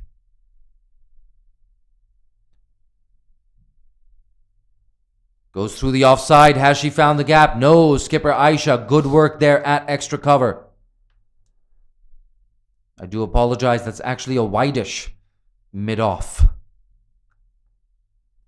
been interesting, Pavan. What do you make of this field setting where we've seen a wideish long off and wideish mid-off throughout the innings? Well, I think it's been pretty effective actually for Qatar, because if we see, most of the shots have been a bit wider. Here we go. 3 deliveries left. Down the ground goes Kavisha Kumari Agodige. 1 bounces, 2 bounce, and it trickles over the rope. So yet another boundary for Kavisha Agodige. 4th boundary in a knock of 22 off 11. She's striking at 200. And now that score moving on to an even more imposing 208 for 1. Aisha, she drops back on the rope at long on. Kavisha Agodige. Oh, she goes over mid-wicket. And she's going to get another boundary. I believe that's the 3rd or 4th successive boundary for Kavisha Agodige. The score moves on to 212 for 1. Kavisha, her score moves on to 26. 5 boundaries in her knock so far. This is so dangerous. We just assumed at the fall of Isha Oza's wicket it would make a 10, 15, maybe even 20 run difference to the final total. But you could argue that Isha Oza's dismissal has made absolutely no difference to Qatar. Last ball coming up. Look at her. Kavisha Agodige eyeing those gaps in the leg side. 5-4 offside field. Mid-off. She's up in the circle. Long on. Back on the boundary. Full toss. Easy pickings. Will that be 4? No. Deep mid-wicket comes around.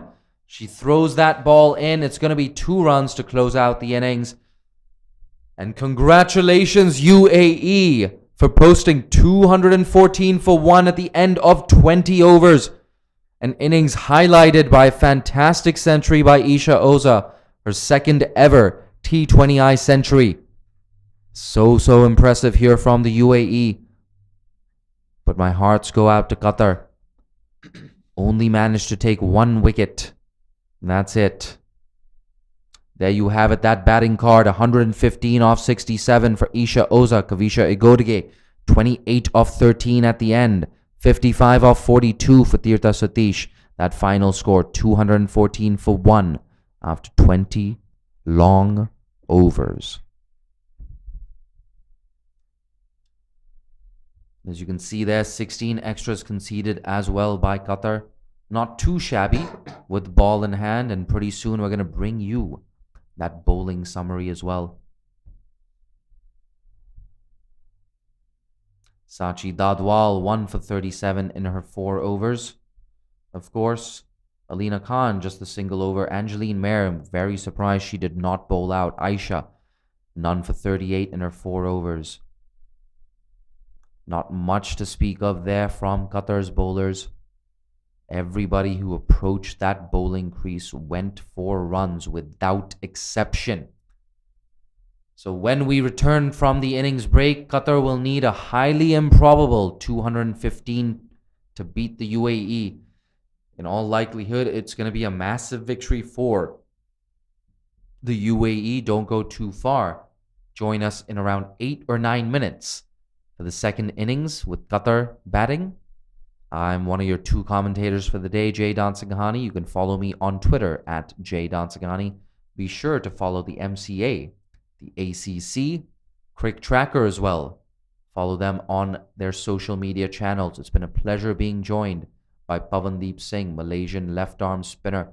Pavandeep, if people want to find you on social media, how do they do that? You can find me on Twitter, Instagram.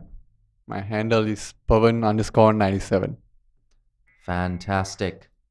That brings this part of the innings, the first innings, to a close. Come back and join us in 8 minutes for the chase.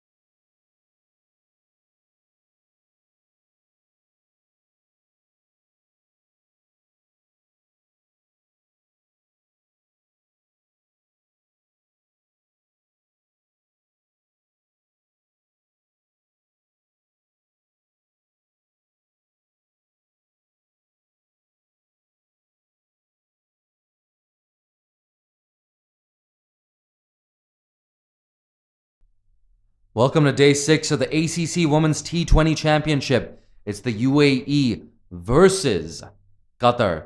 And the update from here is UAE won the toss, decided to bat first.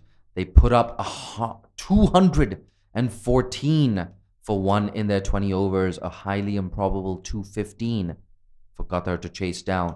Isha Oza with her second T20I century of her career. A powerful, elegant, belligerent, dominant knock from Isha Oza, the powerful right-hander from the UAE.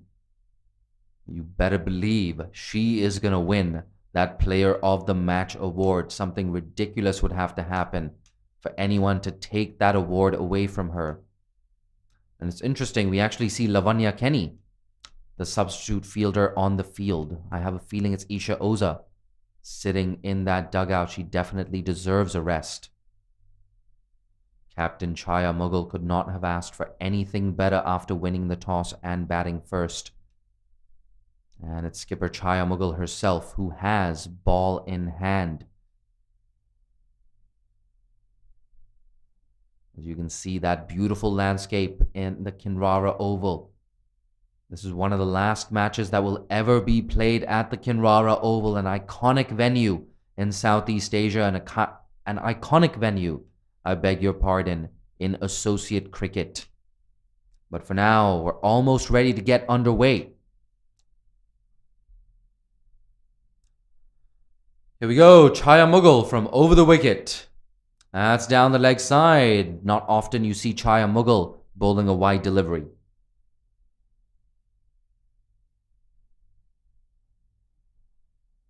Shaheen Nawab Khan Bahadur, or Bahadur, I beg your pardon, on strike. That one just drifting down the leg side. We've got a slip in place.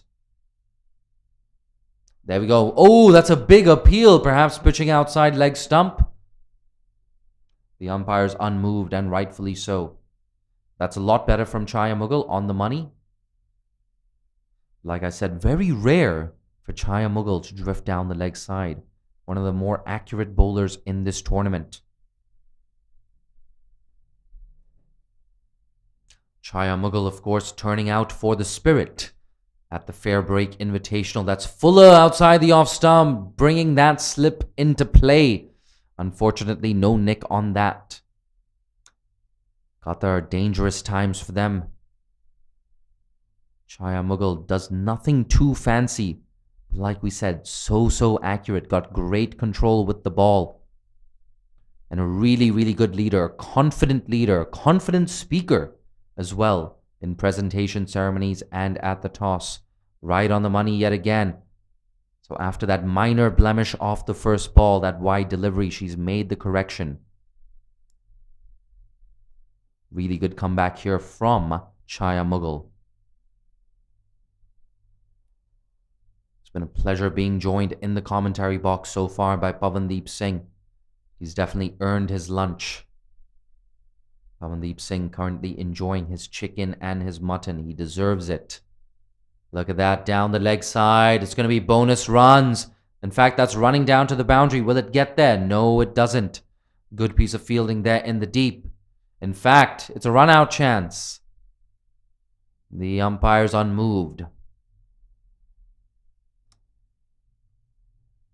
So there you have it. Bonus runs there from Qatar. Still no runs off the bat. Chaya Mughal gets a pat on the back from Kavisha Kumari Agodage.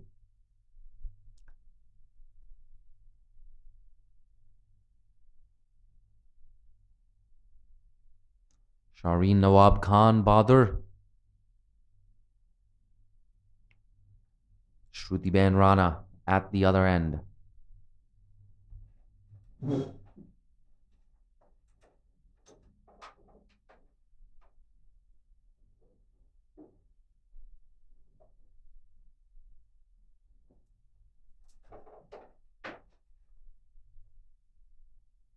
Oh, it's a big appeal yet again. Chaya Mughal drifted down the leg side on a couple of occasions. Her other 4 deliveries have been right on the money. Just troubling that left-hander. Challenging both her outside edge and the inner half of her bat. tall, imposing target of 215 for Qatar. There you go, nudged into the leg side. They're not going to take the single. Lavanya Kenny, the substitute fielder there at mid-on. Lavanya Kenny, of course, so impressive in that ICC Under-19 Women's World Cup Asia qualifier. She's been in Malaysia already for a couple of weeks. That tournament, of course, ending close to a week and a half ago. That's driven, minimal movement of the feet. Kawisha Igodige at that short cover position, cuts it off. And end of the over, 4 runs off it. 4 for no loss, Qatar after 1.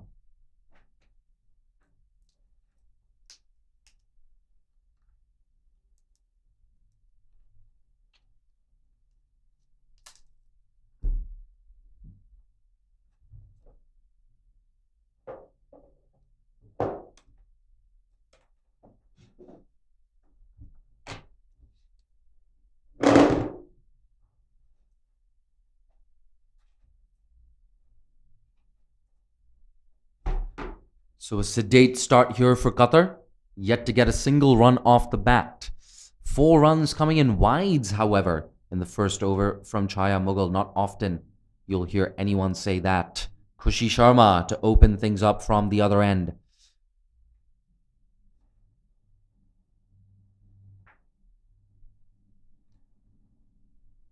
Oh, a play and a miss outside off stump.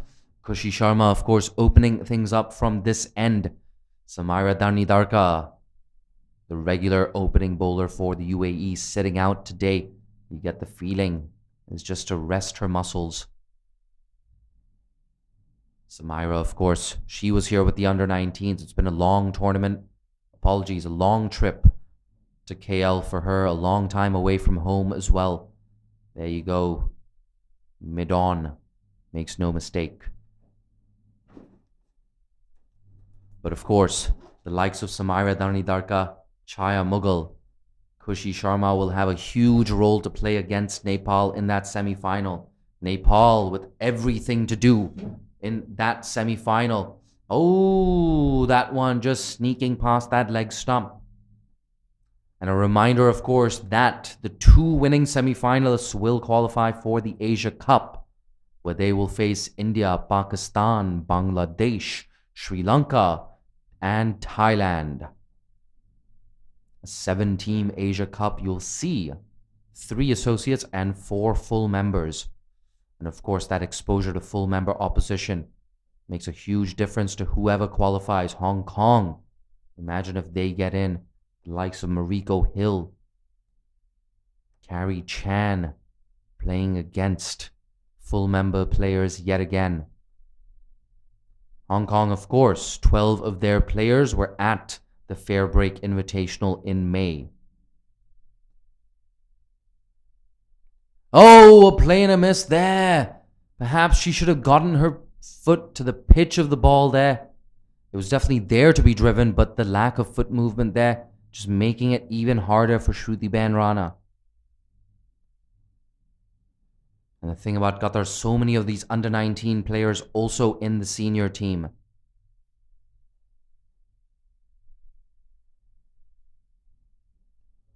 Looking for that swing yet again. A thickish inside edge goes to Kavisha Kumari Igodige at the mid-wicket region.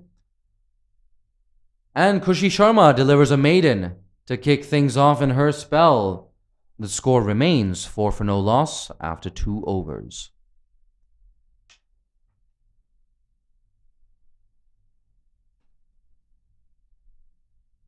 Be interesting to see, do they persist with that slip in place? It looks like Vaishnavi Mahesh, the leg spinner, in position there.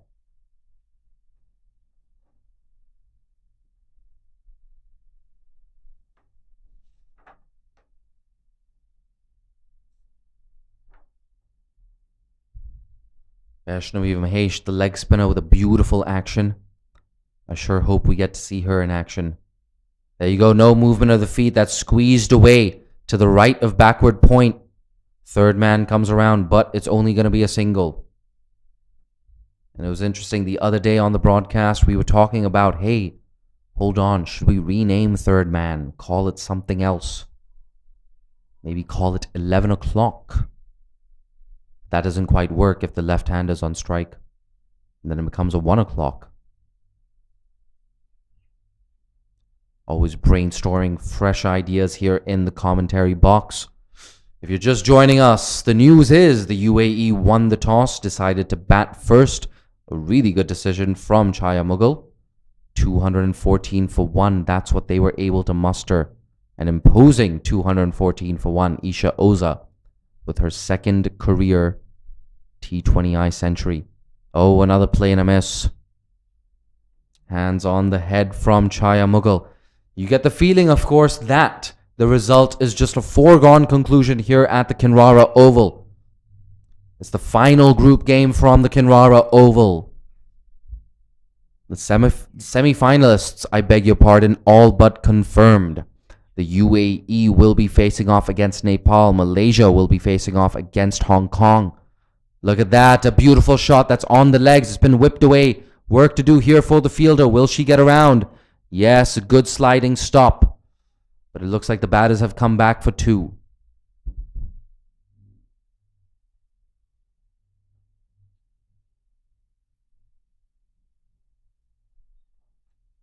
Chaya Mughal drifting onto the pads all too often. First to the left-hander and now to the right-hander. If it sounds like I'm being harsh on her, trust me, Chaya Mughal is being a lot more harsh on herself. Sets very high standards for both herself and the team. Here we go. That's punched away off the back foot. Does not find the gap. Khushi Sharma there in the cover region cuts that off.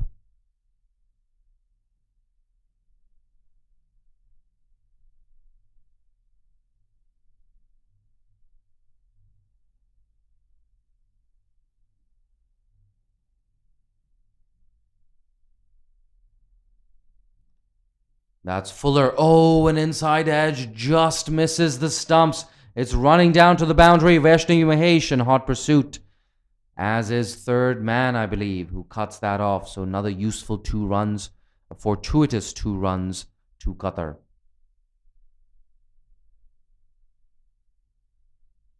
Nine for no loss. We're into the third over. Qatar yet to score a boundary in this innings. Chaya Mughal, she's conceded 9 runs with 1 delivery left in her second over. Here we go. Shruti Ben Rana, what can she do? Leaves that alone. And that closes out the third over. 9 for no loss, Qatar.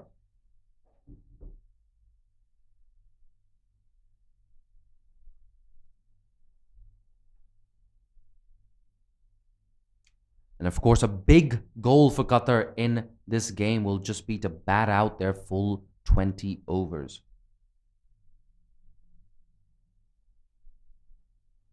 Not an easy day with them with the ball, conceding 214 runs. And you can't really blame them too much when you come across a hot and heavy Isha Oza, a dominant Isha Oza. There's so many oppositions, so many bowling lineups who'd struggle to contain her.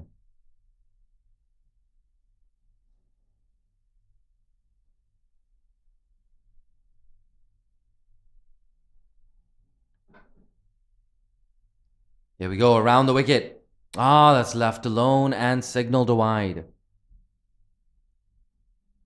So Shireen Nawab Khan just leaving that alone. She's 1 off 7. Shruti Ben Rana at the other end, 4 off 11.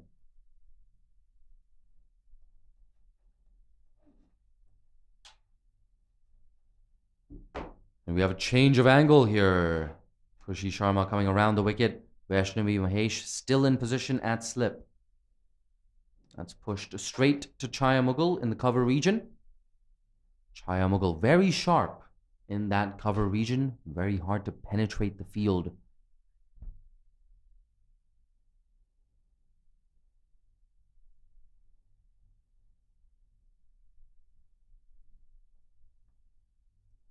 Look at that. Angling into the right-hander. Apologies, the left-hander. As you can tell, I'm your commentator Jay Danskiani, and I am sort of losing my voice here. But that's okay. 6 consecutive days of commentary here at the ACC Women's T20 Championship. That is a lot of commentary. Close to 35 hours of commentary so far, driven. And it's going to be a dot ball. I'm so glad to be rejoined by Pavandeep Singh, who's going to help me call the rest of this game and rest my voice.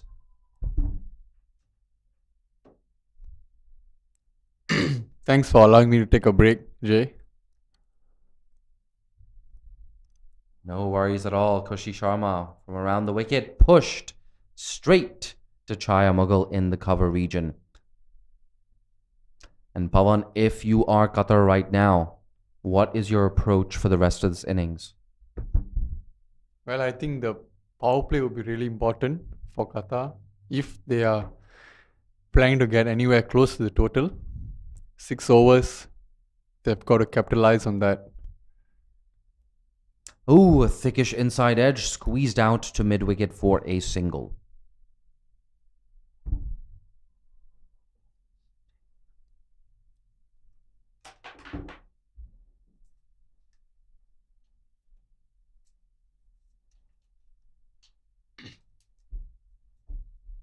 Shruti Ben is on strike. Pretty slow start for Qatar so far. But credit has to go to UAE as well. They have bowled in the right areas.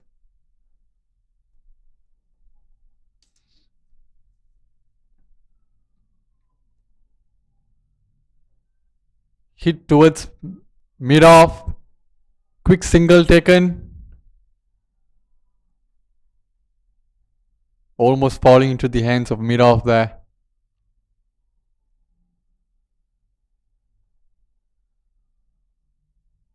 End of the 4th over.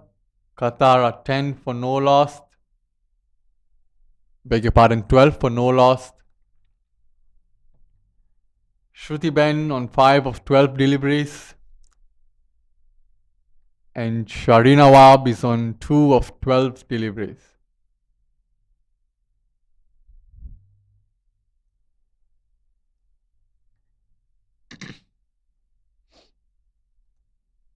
And we have a change in bowling now. Suraksha comes into the attack. UAE skipper bringing on spin at the early stage of the game.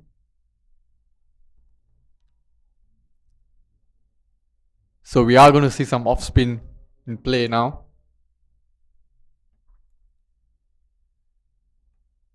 Shruti Ben to face. Hit down the ground. Chance of a catch. Falling in no man's land. 2 runs taken by Shruti Ben. Good to see some signs of aggression here. I think that's the way to go about chasing a massive total of 215 that was set earlier by UAE.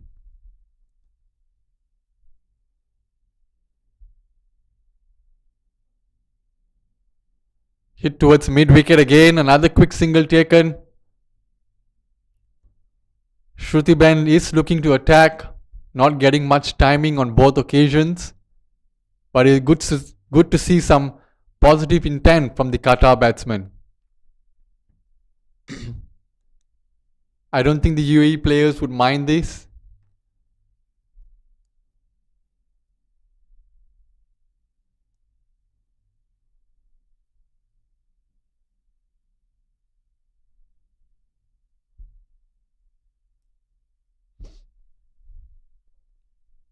A beautiful delivery from Suraksha, just drifting in with the arm. And that's what you get when you bowl with the new ball as a spinner. Interesting field set as well. Just like we saw with Qatar, there's no fielder outside the 30-yard circle, even in the power play. And it's bowled. She's bowled a beautiful delivery again from Suraksha.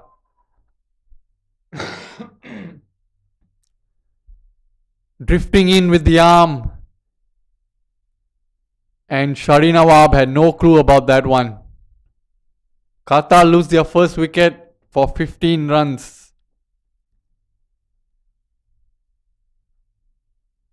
UAE are 9 wickets away from what would be a very impressive win here at Kinara Oval.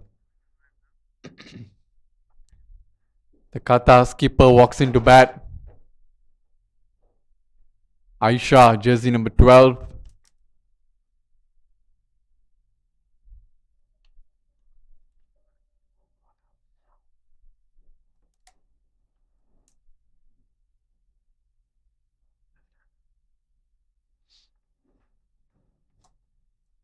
So there you have it. First breakthrough for the UAE. Shaheen Nawab Khan being bowled there on this occasion by Suraksha Kote. So yes, the UAE's bowlers were kept at bay for those first 4 overs, but a successful 5th over here for the UAE. We have 8 deliveries left in the power play now. Suraksha Kote, can she grab another one? The UAE, absolutely merciless outfit. You can be rest assured they're trying their best to bowl out the opposition.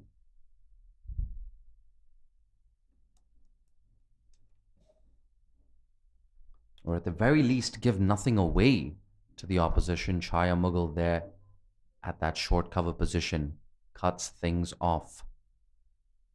1 delivery left in this over.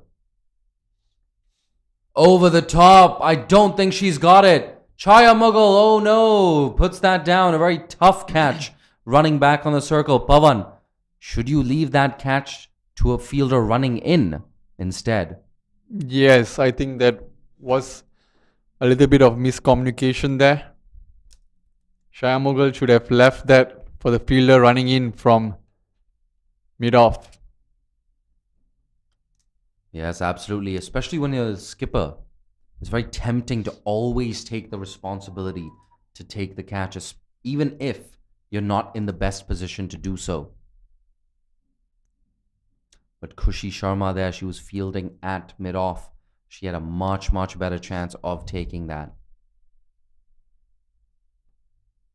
Speaking of Khushi, here she is. She's going to continue from this end into her 3rd over. Khushi Sharma, that's a good start for her.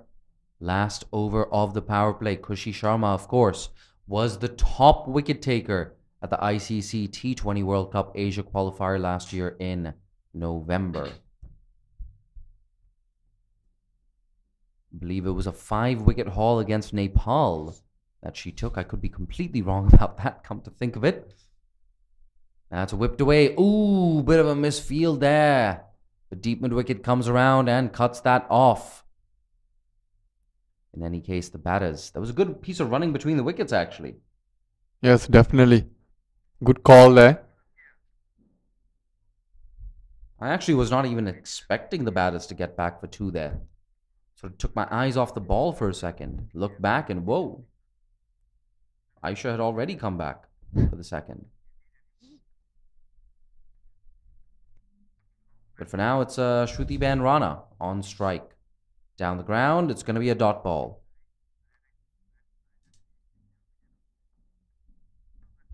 But Shruti Ben Rana, of course, here with the under-19s. So she's gotten a lot of cricket under her belt in the last few weeks. And played, of course, against the UAE. I believe 3 under-19 players in their squad in this tournament. Lavanya Kenny, Samira Dharni Darka, and Tirtha Satish. Here we go. Khushi Sharma. Oh, swing and a miss. Shruti Ben Rana doesn't have a lot of reach. Very diminutive frame. We have 2 deliveries left now in the power play. 17 for 1.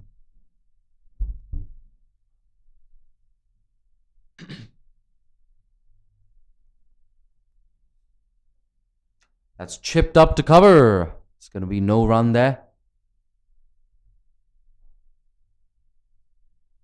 Pawan, if you're Qatar, do you look to play out the overs, or like what would your approach be? Well, I think in the power play, my approach would have been a bit more attacking. Now, I don't, not saying the Qatar batsmen have not tried, but I think credit has to go to UAE. They've bowled in the right areas. But I think from now on, probably look to play out the 20 overs, get as close as you can to the total. That would be my approach. Absolutely. Last ball of the power play. Ooh, a thickish inside edge. Once again, another misfield will allow the batter to come back for a single. So that's 3 runs off misfields in this over. Qatar going at exactly 3 runs and over, 18 for 1 at the end of the power play.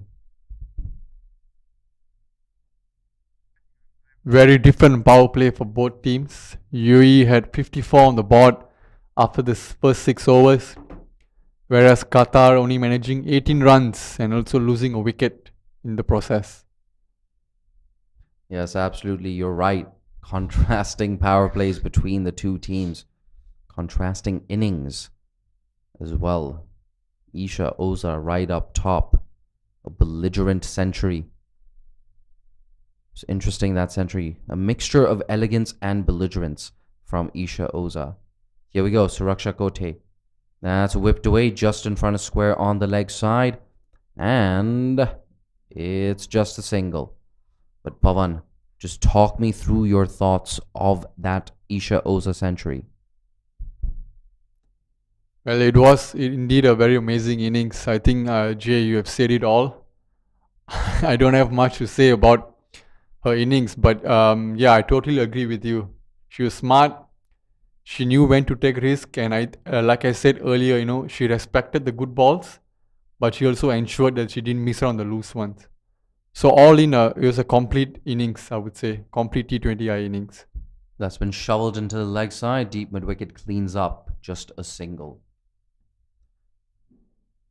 I think you hit the nail on the head there. Complete T20I innings. I couldn't have put it any better. And you're right as well. Showed a lot of respect to the opposition as well. We actually saw some forward defensive shots in her first 20 or 30 deliveries. If it was a good ball, she kept it out.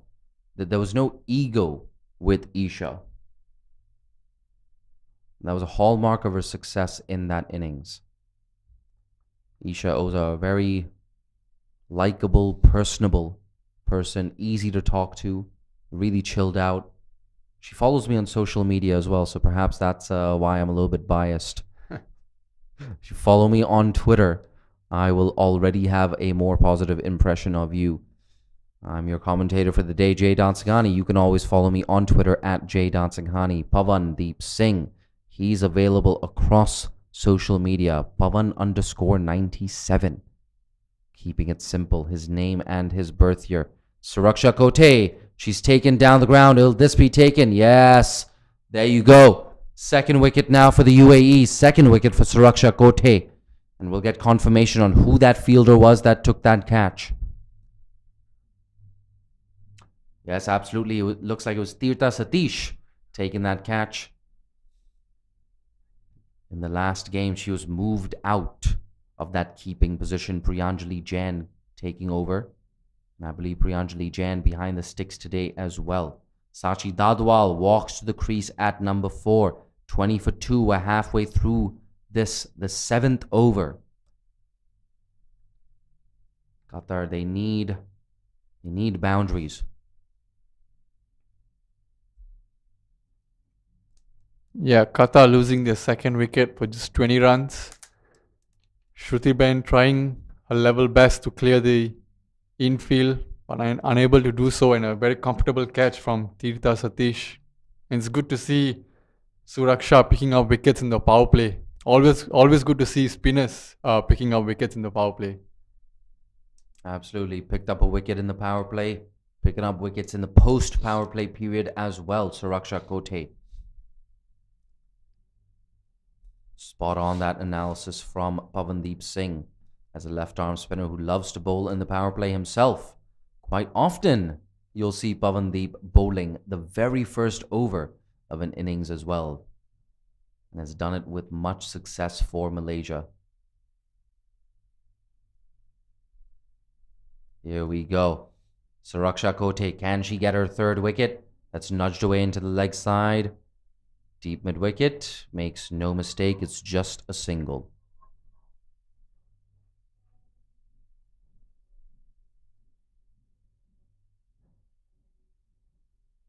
I think one main reason why Suraksha has been so successful so far is she's just looked to attack the stumps, and that's been it's been proven to be very effective for her.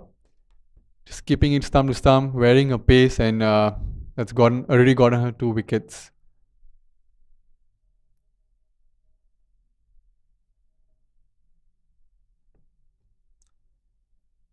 Here we go, Suraksha Kote. Down the ground, a dot ball to close things out. After 7 overs, Qatar are 21 for 2.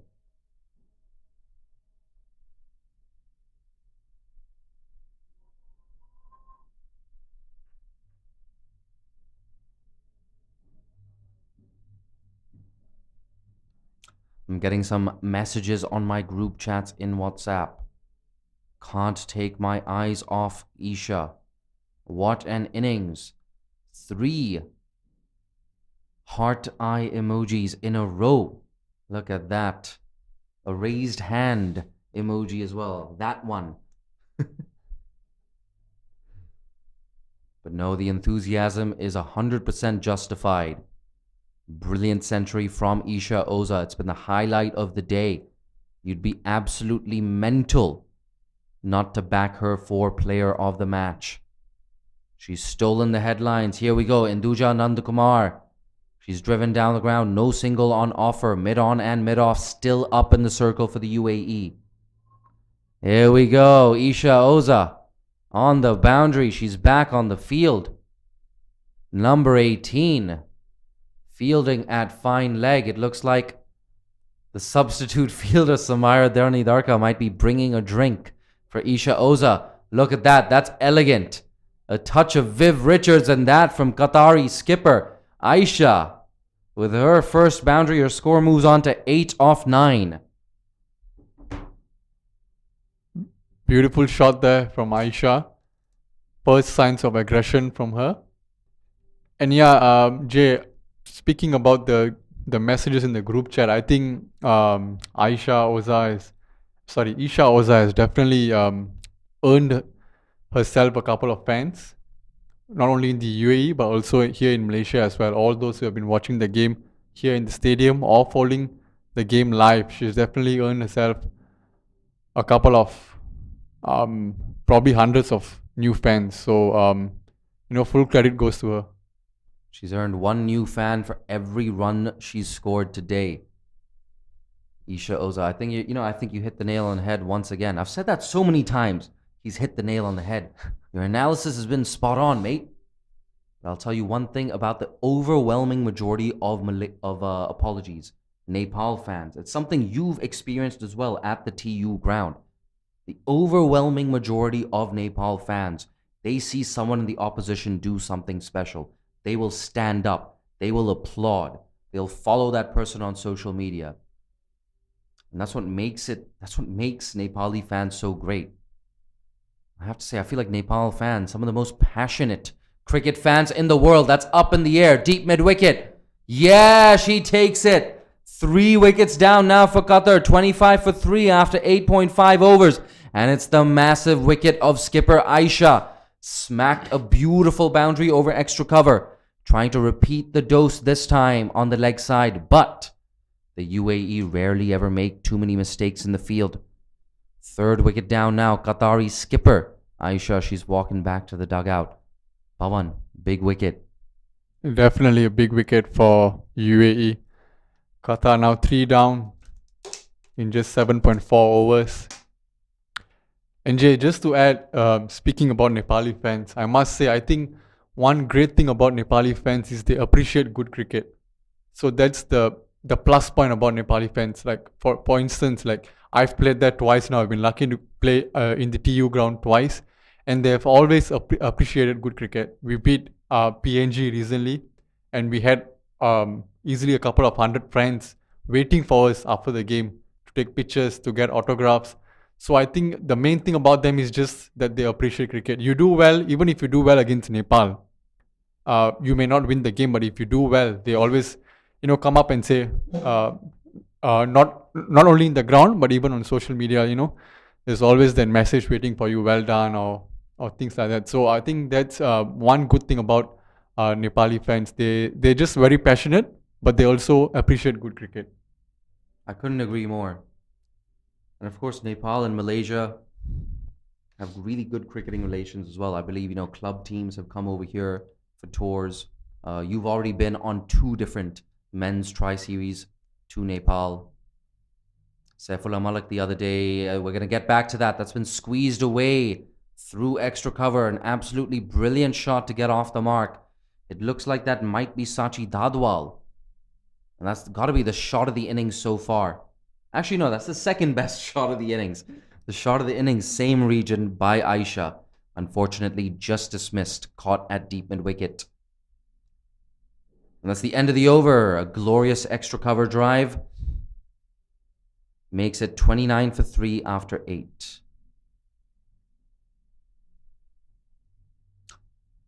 But yes, Pavan, like I said, you've already been there on 2 different tri-series.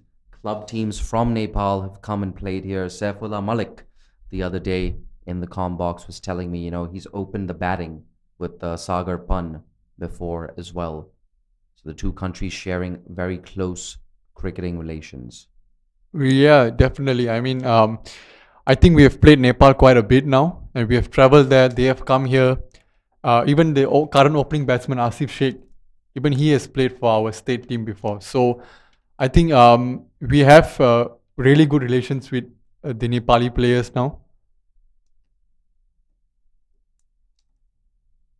which is always good. Sometimes, when we are there, they take care of us. When they come here, we take care of them. Or if we meet in a neutral venue, we can always go out for dinner, things like that. So it's good to play hard on the field, but it's also important to maintain that relationship off the field as well. So I think it's great. It's great for both countries. Of course, Nepal is doing really well now, and I also hope that Malaysia can keep improving and get up to higher ranking.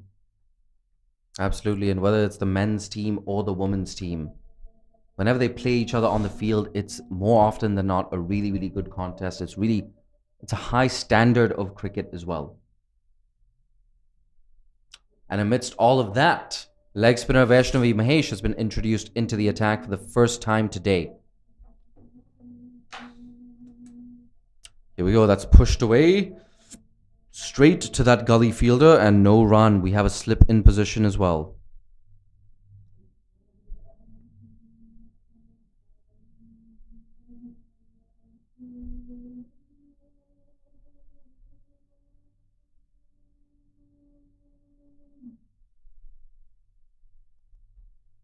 Ooh, that's down the leg side, and they're going to sneak through for a single as well. So 2 bonus runs to Qatar. And I have to say, I've actually been quite impressed with Qatar so far in this innings. Yes, definitely. I mean, they definitely have a very big target to chase, but they have not looked negative. They have looked very positive in their approach, which is really good to see. Oh, play and a miss. Beautiful. Beautiful there from Vaishnavi Mahesh. That drift into the right-hander, that spin away. Classical leg spinner stuff there from her. Look at that, coming wide of the crease. There's a short cover on your screens. Chaya Mughal almost coming into play there. But that's cut off Tirtha Satish. She's been a live wire there at mid-off. She struggled actually a little bit in the last game, fielding inside the circle. But today she's made no mistakes whatsoever. Was so good with the bat as well. Here we go. Vaishnavi Mahesh. Last ball of the 9th over. 32 for 3. And make that 33. So it's all threes. 33 for 3 after 9. Very good first over from Vaishnavi Mahesh. She has really good control over the ball, which is always good to see with a leg spinner. Yes, I completely agree. And along with the likes of Suraksha Kote and Isha Oza, they form quite a potent spin bowling combination. And the UAE seamers as well, not far behind. Induja Nandakumar, she's had a really good tournament so far, winning player of the match as well the other day. And of course, Samaira Dharnidarka, Chaya Mughal opening things up. Khushi Sharma. That's the thing about the UAE. It seems like they have every single base covered. Here we go. That's full. Straight back to Induja. And of course, Induja Nandakumar and Kavisha Igodige. Along with Shanzeen Shehzad, 3 players with probably the longest hair in this tournament. It's such a random fun fact. I'm not even sure if you needed to know about that. But here we go. Induja, she's smacked over her head. Has that found the gap? There's work to do here for long on. Who will not cut it off? I believe that's a boundary. Has that rolled into the rope? No. Well, there you go. No signal from the umpire. Pavandeep Singh. Looked as if that grazed the boundary rope. Am I making that up? Well, it definitely looked like that from up here. But I guess the umpire has the last call. Oh, playing a mess. Induja. Hands on her head. So close to that leg stump. She's already picked up a wicket in this game so far. 1 for 10. 3 deliveries left in her second over. Qatar, that's 35 for 3 after 9.3 overs. Angeline Meh. That's a good stop there.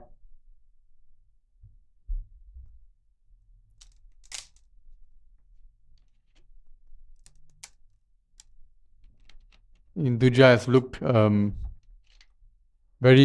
like a very controlled bowler, very smooth action. Unlucky not to pick up her second wicket.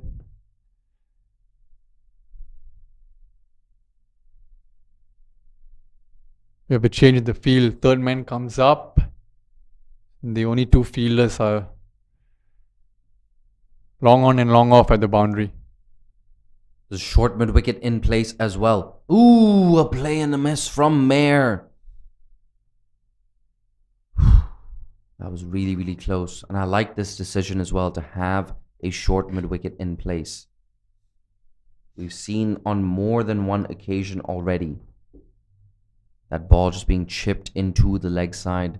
Qatar. Their batters not great at keeping the ball down when they get onto the front foot. Sometimes they don't even get onto that front foot. But it's all okay. It's a process for Qatar. They're learning a lot from playing against teams like the UAE. Thick inside edge. That short mid wicket comes into play.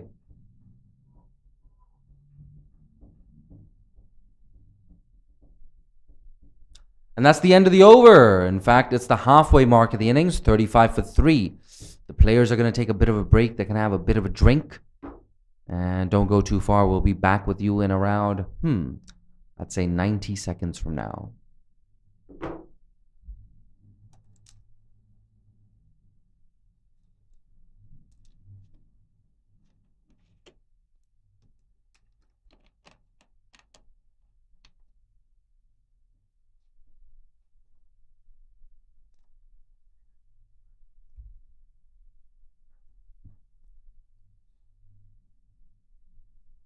All the players feeling the heat, especially Isha Oza. Just outside your frame a second ago, she was kneeling down. An ice pack was brought out. Look at that. Kavisha Igodige. She's got the ice pack on her head right now.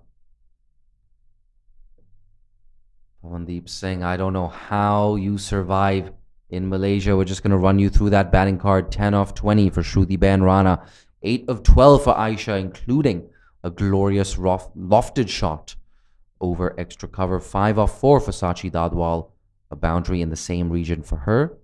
She's batting not out on 5. Angeline Meh, 3 off 10. She's unbeaten, walking in at number 5. Yes, that's the brief summary of the innings. 7 extras as well for the UAE. 4 of those 7 extras coming in the very first over from Chaya Mughal. Very uncharacteristic from her, drifting down the leg side on 2 occasions.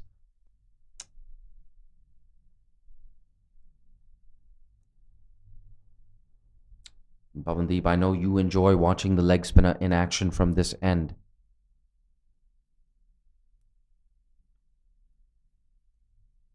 Yep, it's always great to see a spinner doing well, having good control over the ball.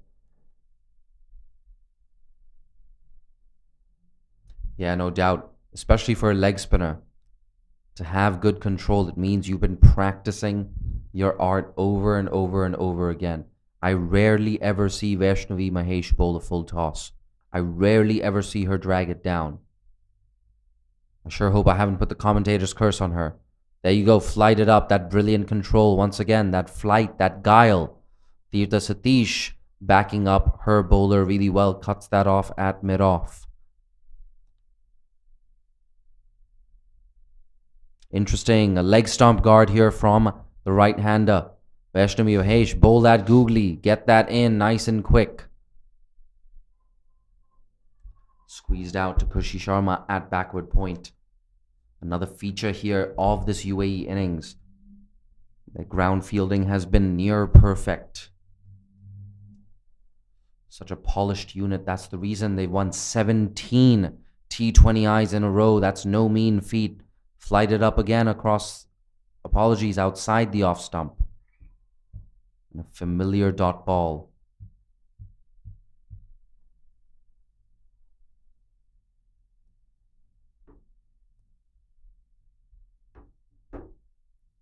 Turned away, square leg.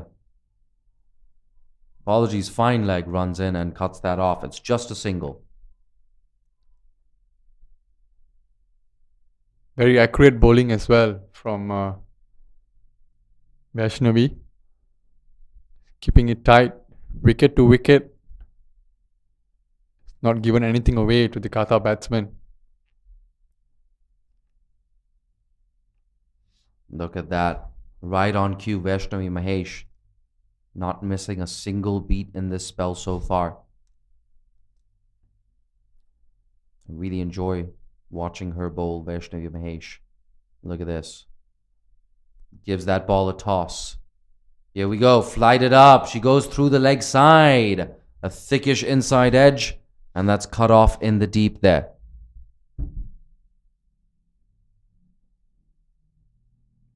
So Raksha Kote took the first 2 wickets to fall. Does the fielding in the deep. And now the score has moved on to... Well, the graphic is missing from your screens right now, which has left me a little bit handicapped here at the commentary box. But the important thing for the UAE is they're not conceding too many boundaries. And for Qatar, they're hanging in there, looking good to bat out their full 20 overs. 37 for 3, the score after 11 overs.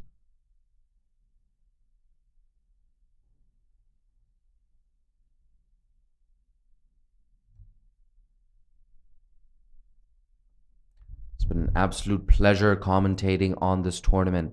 On more than one occasion, the action has been so exciting. I just sort of get into a flow state. There's no feeling of self-consciousness or anything like that. You just get into your flow state. It's just you, the mic, the action, and the audience. Here we go. We have a change in bowling. Ritika Rajit.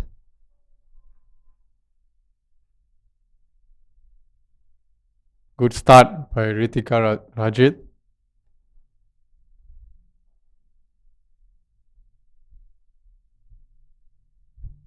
Into the attack from the far end.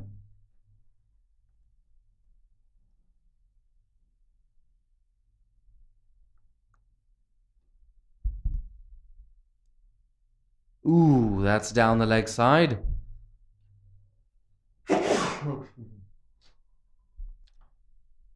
I finally sneezed. A sneeze has been teasing me for the last 2 minutes. It finally comes out. Looks like someone's missing you, Jay. I have a feeling I know exactly who that person is. I miss you too. One delivery left into this. One delivery into the 12th over, down to mid-wicket. Just a single. Lovely looking shot there from Angeline. Slightly shorter from Ritika and comfortably pulling it away towards deep mid-wicket for 1 run.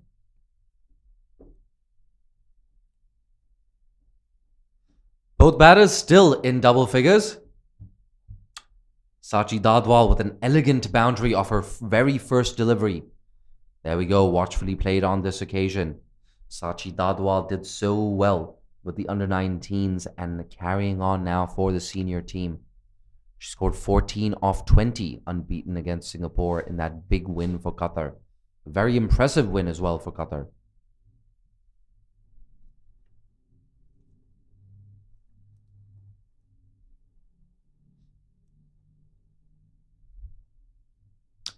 It's a 5-4 offside field. A third man on the fence. That's pulled away. Sachi Dadwal showing her class. Plenty of time to play that in front to square on the leg side.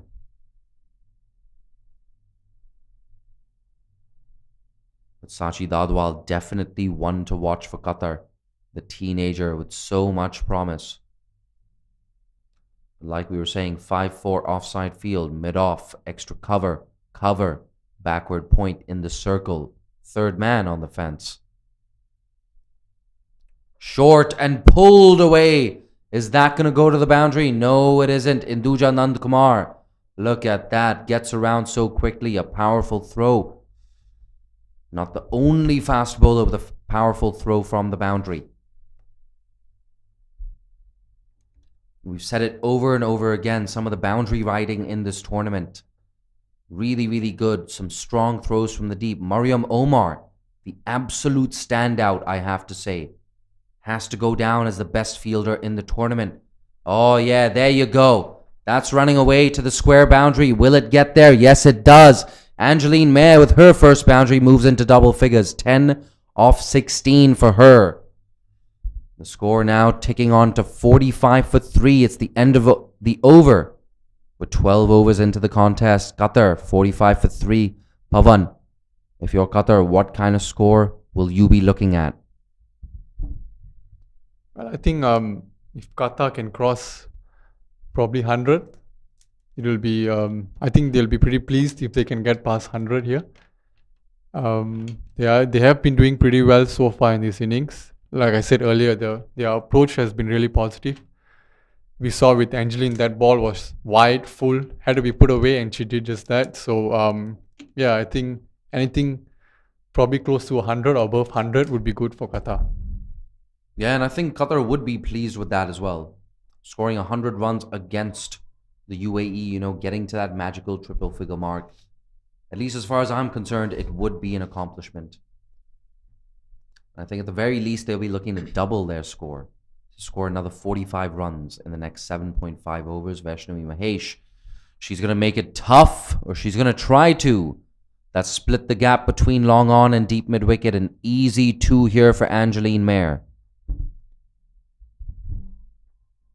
But both these players for Qatar, very impressive in this tournament. Angeline Mayer, she was player of the match in the last game against Singapore. 3 wickets for her. I don't know why she didn't bowl out today. 23 in her 3 overs. She could be dismissed. Oh no, Chaya Mughal. Second time in the game. Second time in the innings she's put down a catch. And once again, Pavan, do you leave it to that fielder at mid-off running in? Do you let that fielder take the responsibility and take the catch? Well, I think the fielder at mid-off was was outside the 30 yards actually. Was quite deep back, so Shaya Mughal should have taken that one. She had a lot of time to get under it. It was hit quite high in the air as compared to the previous one. Oh, chipped. Oh, that's too easy. It's taken by Kavisha Kumari Agodige. So first wicket down for Vaishnavi Mahesh. And fourth wicket down in total. 48 for 4 Qatar, 1 delivery left in the 13th. It's Sachi Dadwal. It looks like, yeah, Sachi Dadwal walking back to the dugout. A nice little innings, but all too brief. Qatar now 4 wickets down. We're going to get confirmation on who the next batter is. From the corner of my eye, I see Alina Khan walking out into the middle, but Sachi Dadwal, the teenager, she's had a good trip to Kuala Lumpur, a really good trip to Malaysia. A punch of the gloves between Alina and Sachi. Alina, of course, also part of that Under-19 tournament. The Under-19 World Cup Asia qualifier. Very soft dismissal, that one of Sachi Dadwal. Slightly back of length, just chipping it straight to mid-wicket. She'll be pretty disappointed with that shot. But full credits to Vaishnavi Mahesh for the way she's bowled. She's kept it the right areas. And she's just waiting for the batsman to make the mistakes.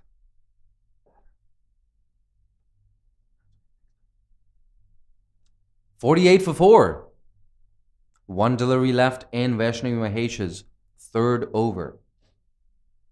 Got a bit of a blocked nose from that sneeze earlier in the broadcast. Perhaps I need a bit of a Benadryl or something like that, or just need a good night's sleep. Close to 35 hours of commentary in 6 days.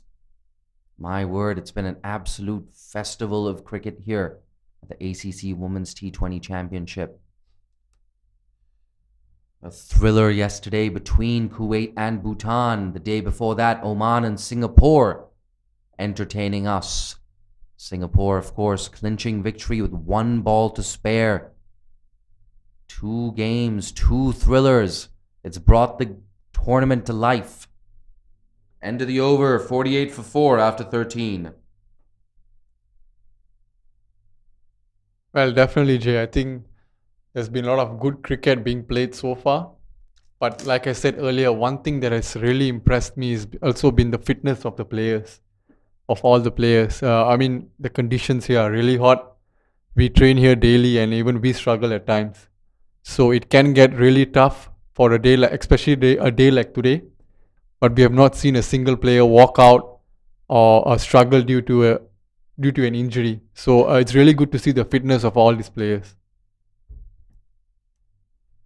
Yeah, that's something I've actually only just realized now that you pointed it out. And of course, we use the example of Tirtha Satish in that first innings. Her non-boundary strike rate was close to 100. That's special. And that also means you've had to run a lot. But Tirtha Satish showing no signs of fatigue. She's come out here in the second innings and she's fielded really well. Made a good comeback as well. She struggled in the field in the last game. And she struggled behind the stumps as well in the UAE's first 2 games. So it's great that she's making a bit of a comeback here. Tirtha Satish, fantastic innings. Yet another half-century for Tirtha Satish in UAE colours. She hasn't gotten all of that. A good stop there at mid-wicket. That looks like it might be Priyanjali Jain. Priyanjali Jain, of course, one of the admins of Associate Women in Cricket, a Facebook group dedicated to discussing Associate Women's Cricket. The other admins in that group, of course, Hong Kong players Yaz Daswani and Ruchi Venkatesh. I wonder if Yaz and Ruchi are tuned into this broadcast right now. The thing is, for Hong Kong, they will not have to face the UAE in the semi-final. And that's huge. That's absolutely massive. Hong Kong will be going up against Malaysia in that semi-final. Whoever wins between Hong Kong and Malaysia will go to the Asia Cup. That's massive. They get to play 4 full members and Thailand. But for now, a thickish inside edge, no success there for Ritika Rajit. And of course, in the other semi-final, it's UAE and Nepal. Whoever wins that will also go to the Asia Cup. Pawandeep Singh, how big is it for associate nations like Malaysia, Hong Kong, Nepal, and the UAE to get that game time and exposure against full members?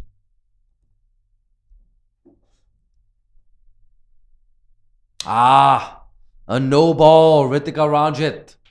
Very, very sloppy, so it's going to be a free hit. Alina Khan yet to get off the mark. She's not going to get a better opportunity to get an early boundary than this. The same batter is also on strike, so you cannot change the field. We've got a mid-on. We've got a mid-wicket. Looks like Chaya Mughal over there. We've also got a square leg in the circle. A 5-4 offside field. Fine leg back on the boundary. Oh, a play and a miss. Why is she appealing? That's not going to be out. Ritika Rajit, a creature of habit. But nonetheless, for the UAE, it's a dot ball. Pawandeep Singh looking at me weird. I got up. I stood up for that free hit. I was feeling a boundary. I wanted a boundary. It didn't happen. But more importantly, 50 up for Qatar. 50 for 4. 2 deliveries left in the 14th over. Oh no. Ritika Rajit, you've done it again. Another no ball. Alina Khan playing over that delivery. It didn't bounce too much. Second no ball, second free hit of the over. And once again, you cannot change the field if the same batter is on strike. Well, it's all happening here at Kinara Oval. Second no ball of the over, and the wicketkeeper almost got Alina Khan run out there. She's probably standing outside the crease. Here we go. Ritika Rajit, free hit from around the wicket. Bang! But she doesn't get all of it. A good piece of fielding. This could be a run out. A big appeal. The umpire's unmoved. He's going to have to walk up to the stumps and rearrange those bails. So Alina Khan missing out on 2 free hits in this over, yet to get off the mark. She's 0 off 5. At the other end, batting on 10 off 20 is Angeline Mayer.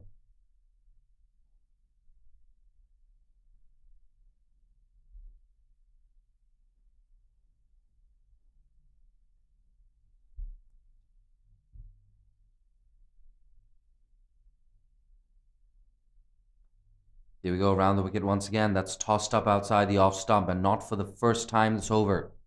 Beats that inside edge of the left-hander, Alina Khan's bat. End of 14 overs. Qatar are now 51 for 4. Alina Khan yet to get off the mark. Angeline Mayer on 10 of 20 deliveries. Tell you what, Pawandeep Singh, I got to write a match report about all these games at the end of the day's play. And I know who's going to feature in that UAE versus Qatar match report. 80% of it is just going to be about Isha Oza. That's how much he's dominated this contest. 115 off 67 deliveries in that first innings propelled the UAE to 214 for 1. That's tossed up from Vaishnavi Mahesh. And if you're just joining us, the UAE, of course, winning the toss and choosing to bat. A wise decision, 214 for 1. What a total. Qatar, they never really had a chance, but they've crossed 50, and it looks like they're looking good to bat out their full 20 overs.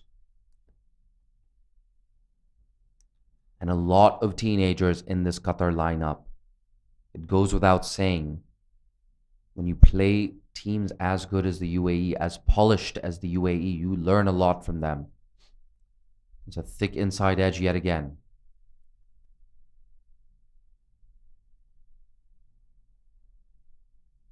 The great thing about this tournament, it's also being broadcast on Women's Crick Zone on YouTube, for Crick Tracker, the Facebook page, the YouTube page, and the Crick Tracker website. And like they say, you can't be what you can't see. Well, guess what? If you want to watch, it's available. It's free, regardless of where you are in the world. The in-house production team of the MCA doing a fine job throughout the tournament. A quick changeover between games, of course. Running down for that presentation ceremony. Running to the toss. Running back to call this game. Some of them not eating lunch till 3 or 4 p.m. Including our very own Pavandeep Singh. This has been skied into the air. Oh, a good effort by Hinduja, but that goes down. So another run to Qatar's total, 52 for 4 now, with 1 delivery left in the 15th over. It was a great effort there from Hinduja. Had a lot of ground to cover. It was really good to see her getting really close to the ball.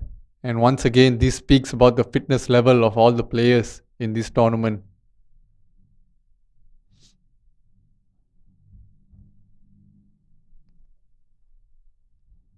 But yes, a quick shout out to that production team. The likes of Umair, Jishuvan, Money, I'm not sure where you are right now. You're probably at UKM. Hamid, the cameraman. John, of course. And Shane. Had the pleasure of riding in a car with them. You're blasting J. Cole a couple of days ago. Good fun. Driving around KL, thankfully. The traffic was not too bad. Working long hours, everyone in that production team, in the commentary box as well, and everyone involved with the organization of this tournament. A tournament like this, lasting for, 8-9 days? It takes over your life. That's all you do for 8-9 days. Day in and day out. Home to the ground, ground to home, back to the ground. It's just that simple. Here we go, Kushi Sharma. Oh, not for the first time today. A play and a miss. Beating the inside edge on this occasion.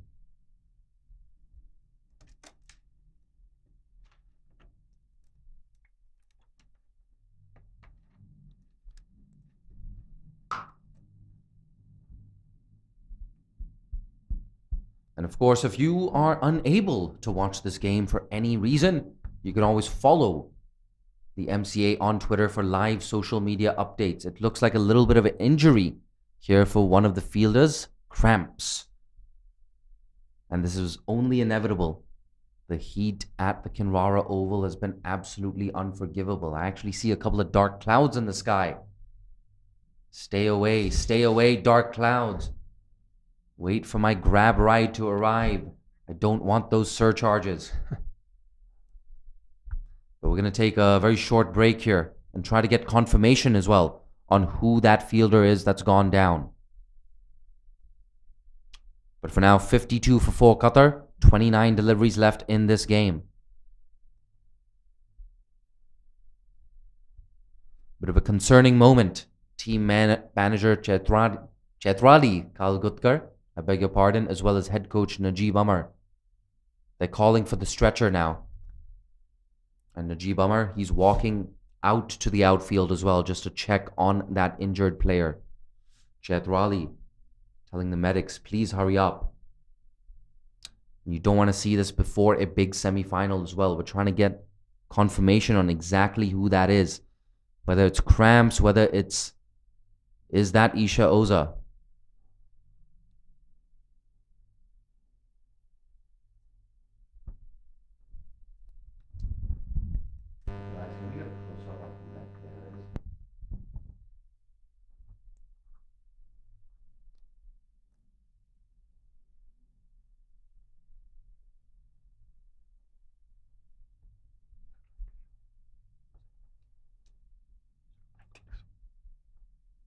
It looks like it might be Suraksha Kote. The good thing is, at least at first, she seems to have refused the need for a stretcher.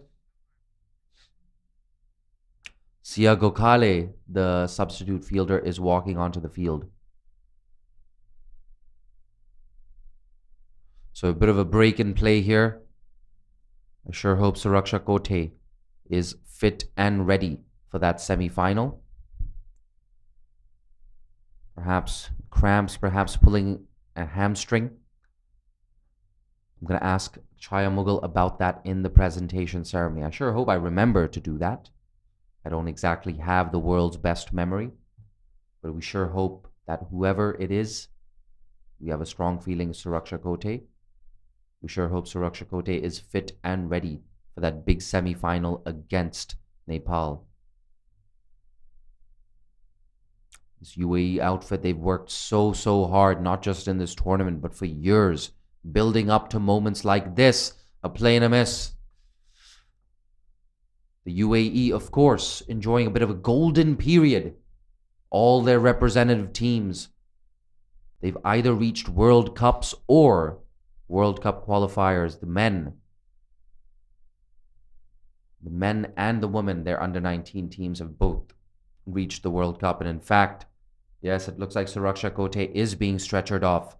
Najib Amar, Chetrali, both of them helping the medics, carrying the player off the field. Isha Oza worried as well. That's a dot ball to mid-wicket. I think Khushi Sharma has bowled splendidly today. Not picked up a wicket yet, but only giving away 5 runs in her 3.3 overs so far. It's outstanding figures. Probably one of the lowest economy rates of the tournament. Yep, incredibly impressive from Khushi Sharma. She's given nothing away whatsoever. The top wicket at the ICC T20 World Cup Asia qualifier last year. So, of course, she had a fantastic tournament. But one thing I did notice about her in that tournament was the extras, drifting down the leg side or even wide of off way too often. She hasn't done that today. That's driven straight to Chaya Mughal in the cover region. But yes, that's the encouraging thing for someone like Khushi Sharma. She's already got a lot of talent, a lot of height as well. And she seems to be getting even better. That's the scariest thing about facing the UAE. They're already so good. And it looks like they're just getting better and better. A score update from the UKMYSD Oval. Bhutan, 126 for 2. Bahrain, they've completed their innings, scoring exactly half of that total. 63 for 6 in their 20 overs. Bahrain have fallen 63 runs short of Bhutan's target, but for now, here at the Kinrara Oval, 52 for 4 Qatar after 16. Alina Khan, the left-hander, yet to get off the mark. She's on strike right now. A change of bowling. Chaya Mughal reintroduced into the attack. Angeline Mayer batting at the other end on 11 off 31. And a brilliant spell from Khushi Sharma as well. 5 runs conceded in her 4 overs. That's it. And now Alina Khan looking leg side. We were talking about a total in the region of 90 or 100. That's unlikely to happen at this stage. That's a full toss on leg stump. Good piece of fielding. Almost some overthrows there, in fact, from Chaya Mughal. Yep, outstanding bowling, I think, from Khushi Sharma. Often bowlers who don't pick up wickets get unnoticed, but I think the economy rate is equally as important.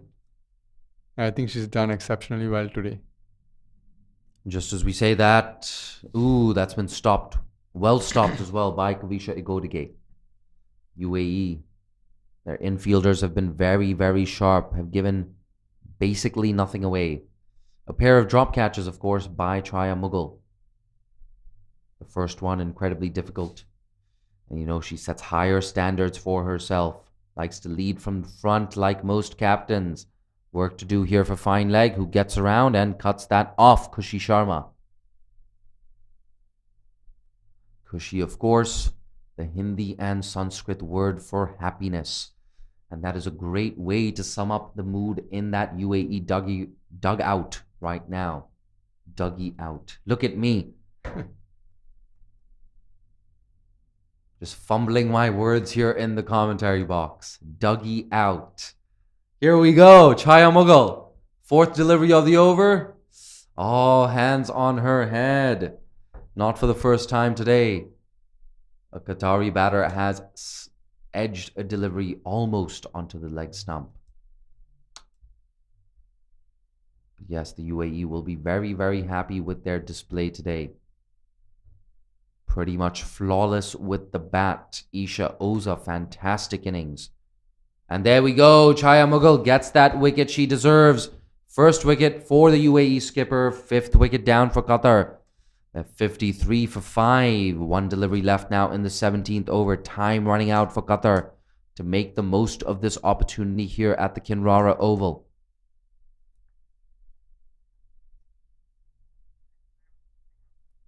Chaya Mughal finally picking up her first wicket. I think she's bowled well today. Was a bit unfortunate at the beginning, but still stuck to her line and length. Kept it stump to stump. And Angeline Mary departs for 11 of 33 deliveries.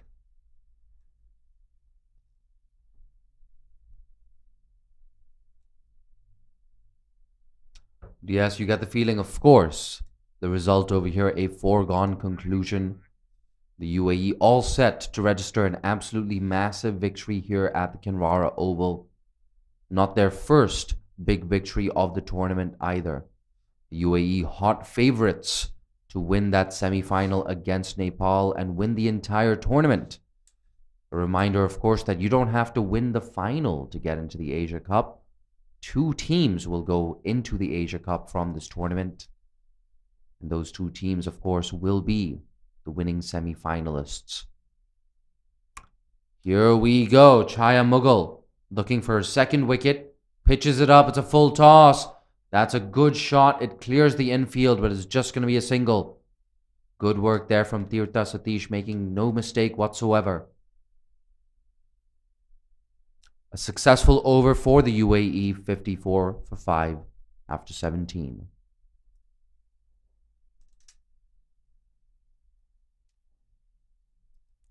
Yeah, Jay, I think whichever team that gets to the Asia Cup will be great, not only for the team, it'll be great for women's cricket, it'll be great for associate cricket as well. Rubbing shoulders with some of the full members. So exciting times ahead for all the 4 teams that are in the semi-final. And like you said earlier, may the best team win and make it to the higher stage like the Asia Cup. Absolutely. Such a big opportunity for Malaysia and for Hong Kong. Malaysia, of course, have competed in the Asia Cup before. But that, I believe, was down to them hosting the tournament. So for Malaysia to qualify as non-hosts would be a huge, huge boost for Malaysian women's cricket. It would be yet another milestone. There we go. That's shorter.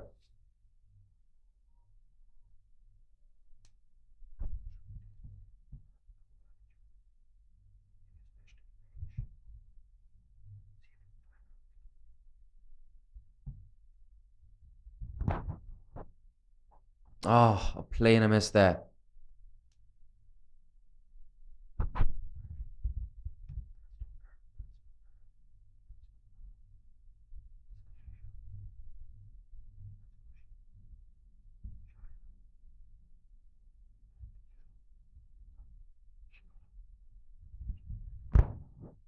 That's pushed straight to Chaya Mughal.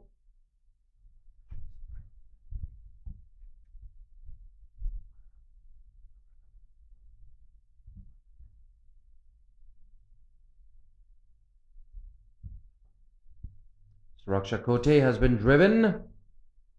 That's a good stop there. Oh, so close. But yes, just an update on that injured player. That injured player is, in fact, leg spinner Vaishnavi Mahesh. So that's a correction from earlier. We said that it was Suraksha Kote. We were mistaken about that. Our sincerest apologies. Yes, concerning actually for the UAE. Not easy losing a key player. A certain starter as well, Vaishnavi Mahesh. A regular feature in that 11 for the UAE. And now Alina Khan is going to have to walk back to that dugout. It's a long drawn out duck for Alina Khan. She's bowled by Suraksha Kote, who takes her third wicket. Suraksha Kote, one of the pick of the bowlers for the UAE today. And now that score 55 for 6. Only 2 overs left in this contest. The teenager, Alina Khan, walking back to the dugout.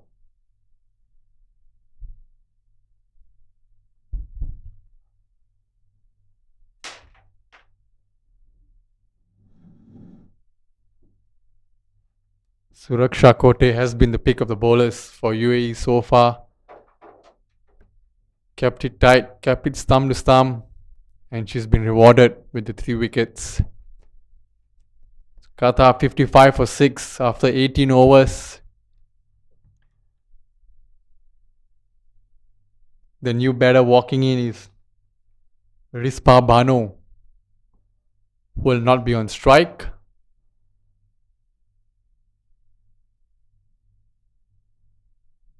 Hiral Agarwal will be facing Shaya Mughal for her last over.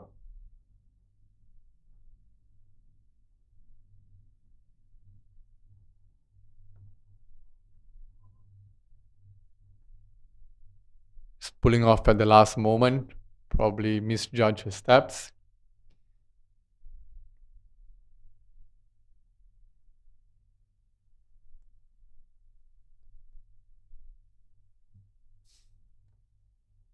Full outside off stump.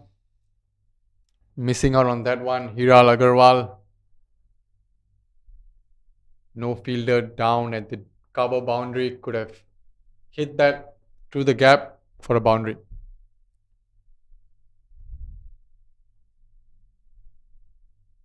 Again, a wider delivery. Edge towards third man for 1 run. Hiral Agarwal moves on to 3 of 8 deliveries, and Rispa Bano to face her first ball in the Qatar innings. Shaya Mughal has also bowled a very economical spell today. 3.2 overs, 1 for 11.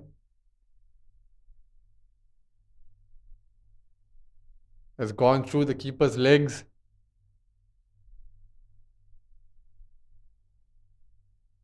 Given as a bye from the umpire. And we are starting to see the wicket is indeed keeping a little low here now. As we spoke about earlier, a lot of cricket has been played on the wicket. 60 overs today so far.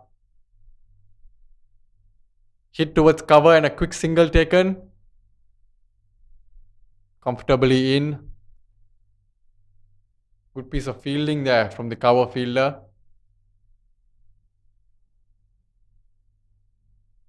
Stopping a certain boundary.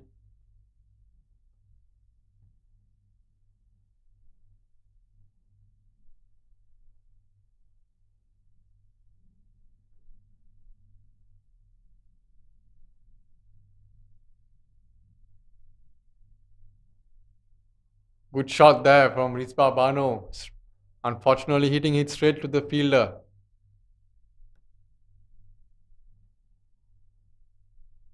A little bit towards the left or the right that would have raced to the boundary. It's good to see the positive intent still there from the Kara batters. Slightly wider, not called a wide by the umpire, and that's the end of Shaya Mughal's spell. 4 overs, 1 wicket for 12 runs. Qatar are 58 for 6 after 19 overs. And we have the last over of the Qatar innings coming up.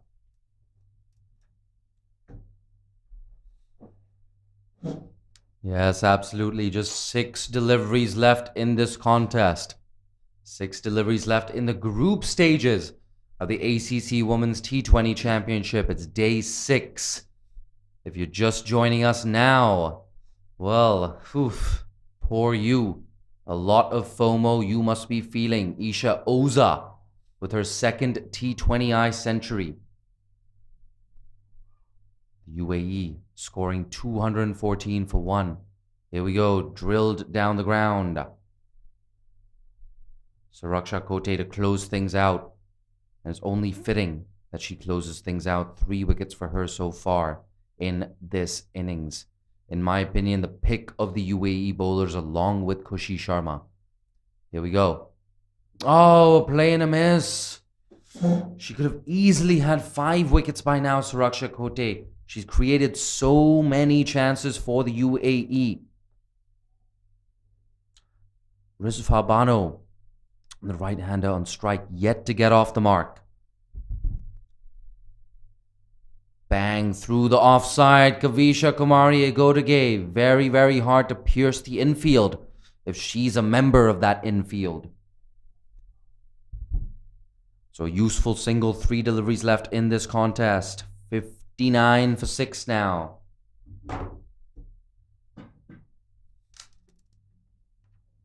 Bowls a leg spinner there, Suraksha Kote. Mixing it up. Trying to experiment a little bit. Smash down to long off for a single.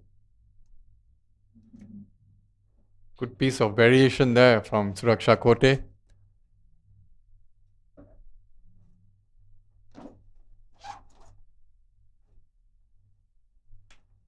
And this time it's gone. Completely missing that one, Hiral Agarwal, and the wicketkeeper making no mistake this time. Suraksha Kote gets a 4th wicket.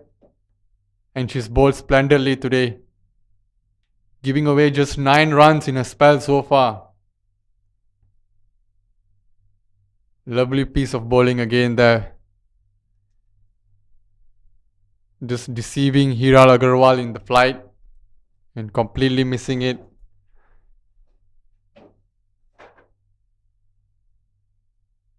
Easy work for Sanchin Singh behind the stumps.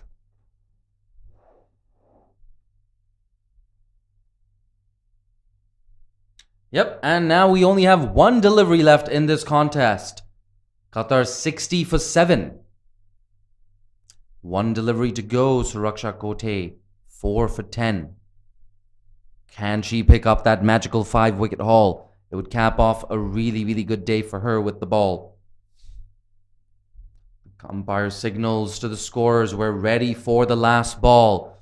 The very last ball of the group stages of the ACC Women's T20 Championship. Suraksha Kote, a leg spinner, it's been turned away.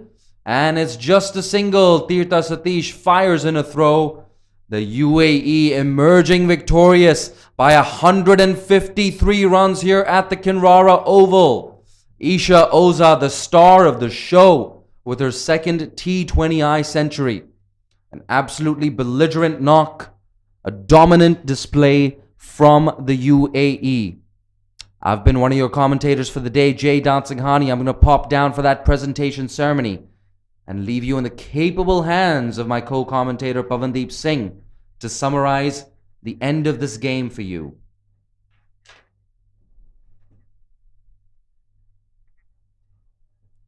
Yes, a very comprehensive win for UAE.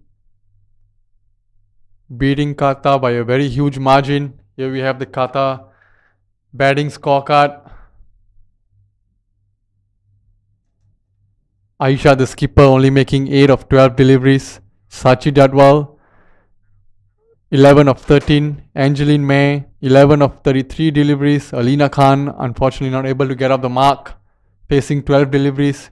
Hiral Agarwal, 5 of 13 deliveries. Rizpa Bano, 1 of 4 deliveries, not out. And Khadija Ahmed, just facing the 1 delivery, scoring 1 run without losing a wicket. The bowling for UAE, Khushi Sharma bowled exceptionally well, 4 overs, giving away just 5 runs, which also had 20 dot balls in a spell. Suraksha Kote, the pick of the bowlers, 4 overs, 10 runs, picking up 4 important wickets. Induja Nandakumar, 2 overs for 10 runs, picking up 1 wicket. Vaishnavi Mahesh unfortunately had to leave the field due to an injury, bowling exceptionally well as well. 4 overs, 10 runs for just 1 wicket, and which included 17 dot balls as well. Ritika Rajit, 2 overs for 7 runs. So that's what we have from Kinara Oval today. UAE winning the match comprehensively. That's the summary of today's game. UAE batting first, making 214 runs, a massive total in Kinara Oval, losing just 1 wicket. Of course, is that one name Isha Oza making a brilliant 115 runs of 67 deliveries. Tirtha Satish, who was very patient throughout the innings, making 55 not out of 42 deliveries. Kavisha Egodege towards the end came out with a plan just to go take the attack onto the Qatar bowlers. 28 runs of 13 deliveries. For the bowling for Qatar, it was mostly Sachi Dadwal who bowled reasonably well. 4 overs, 1 for 37, who was the only wicket taker for Qatar. For Qatar's batting, Sachi Dadwal again, 11 of 13 deliveries. Angeline Mayer, 11 of 33 deliveries. Shruti Bain tried her best at the start, played some positive attacking cricket, scoring 10 of 20 deliveries. And the skipper Aisha played a beautiful shot over cover before getting dismissed for 8 runs of 12 deliveries. The bowling for UAE, Qatar was only managing 61 for the loss of 7 wickets after the completion of 20 overs. The bowling for UAE, Suraksha Kote, 4 for 11 in a 4 overs. Induja Nandkumar, 1 for 10 in 2 overs. Vaishnavi Mahesh, 1 for 10 in 4 overs. And Chaya Mughal, 1 for 12 in 4 overs.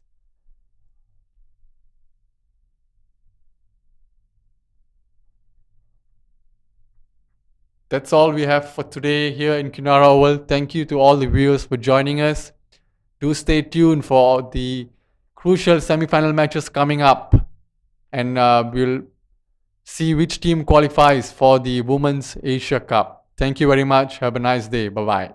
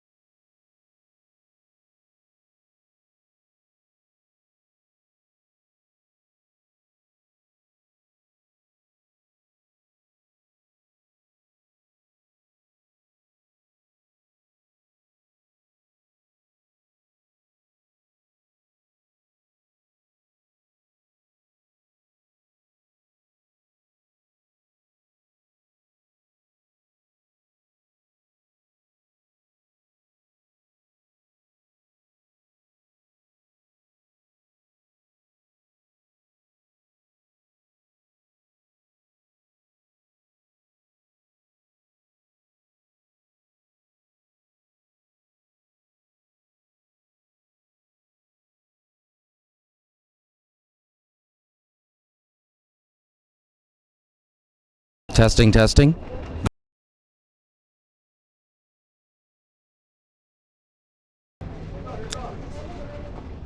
Welcome to day 6 of the ACC Women's T20 Championship, the final group game here at the Kinrara Oval between the UAE and Qatar. The UAE in the first innings scoring 214 for 1, highlighted by a century from Isha Oza.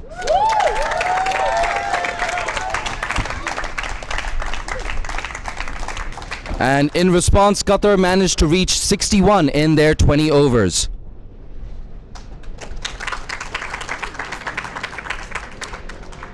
First, I'd like to bring up the captain who finished second, Aisha from Qatar. If you could join me up here.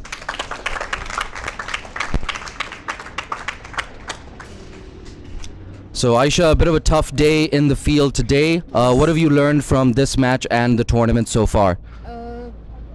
So I would like to congratulate UAE for a good win, and yeah, we have to work on many areas, and our coach has noted that. Inshallah, we do.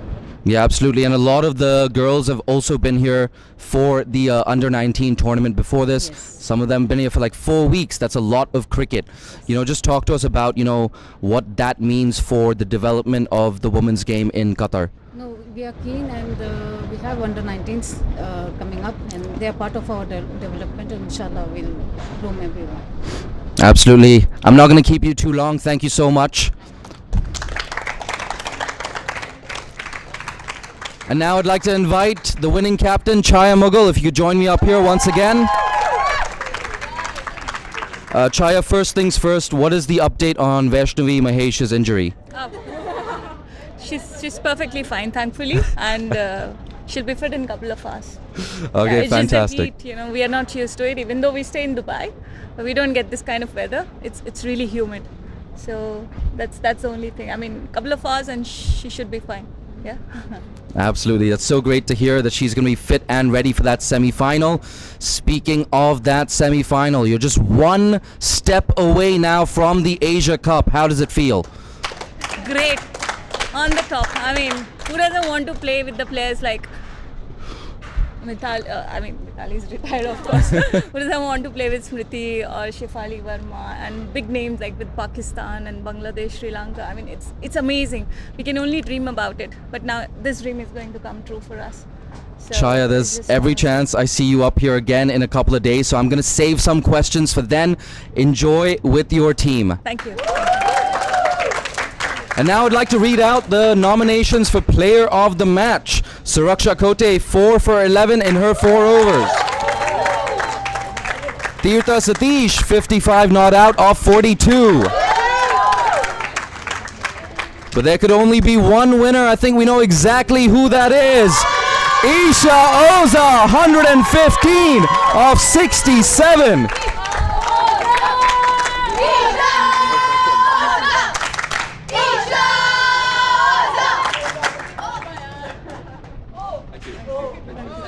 Isha, if you could join me up here for a couple of questions. Isha, I don't even know what to say. 18 boundaries, 3 sixes, 90 runs coming in 4s and 6s. That was absolutely insane. Just talk us through, your approach throughout that innings and your game plan. I think it was pretty humid and hot, so I think boundaries were a good option instead of running. But yeah, so all we were doing was just trying to pick the right ball to hit. And if it's in your slot, just go for it. And it's T20 cricket, you have 120 balls, just try to maximize every ball. Absolutely, and it was so great having someone like Tirtha Satish at the other end. Absolutely. A completely contrasting innings to you. Her non-boundary strike rate getting close and close to 100, which is absolutely amazing. What was it like, batting with Tirtha Satish at the other end? I think it's really good. I think if you see the Malaysia match, she was going after the bowling. So, we have a good understanding. I know when to rotate. If she's going for it, I know that I have to rotate. Today, I was getting the boundaries. She was just dropping and running. She was getting the singles. So, we know that when we want, we both can go after it. But if it's not needed, one can go after the bowling and one can just keep on rotating. You got Nepal in a couple of days from now. Are you going to attack that power play? I'm hoping to. Let's see how it goes. But yeah, this is the way I like to play the game, and if I'm able to, I'll be more than happy. Fantastic. Congratulations so much on that award. So there you have it, a massive victory, I beg your pardon, for the UAE by 153 runs on the last day of the group stages at the ACC Women's T20 Championship.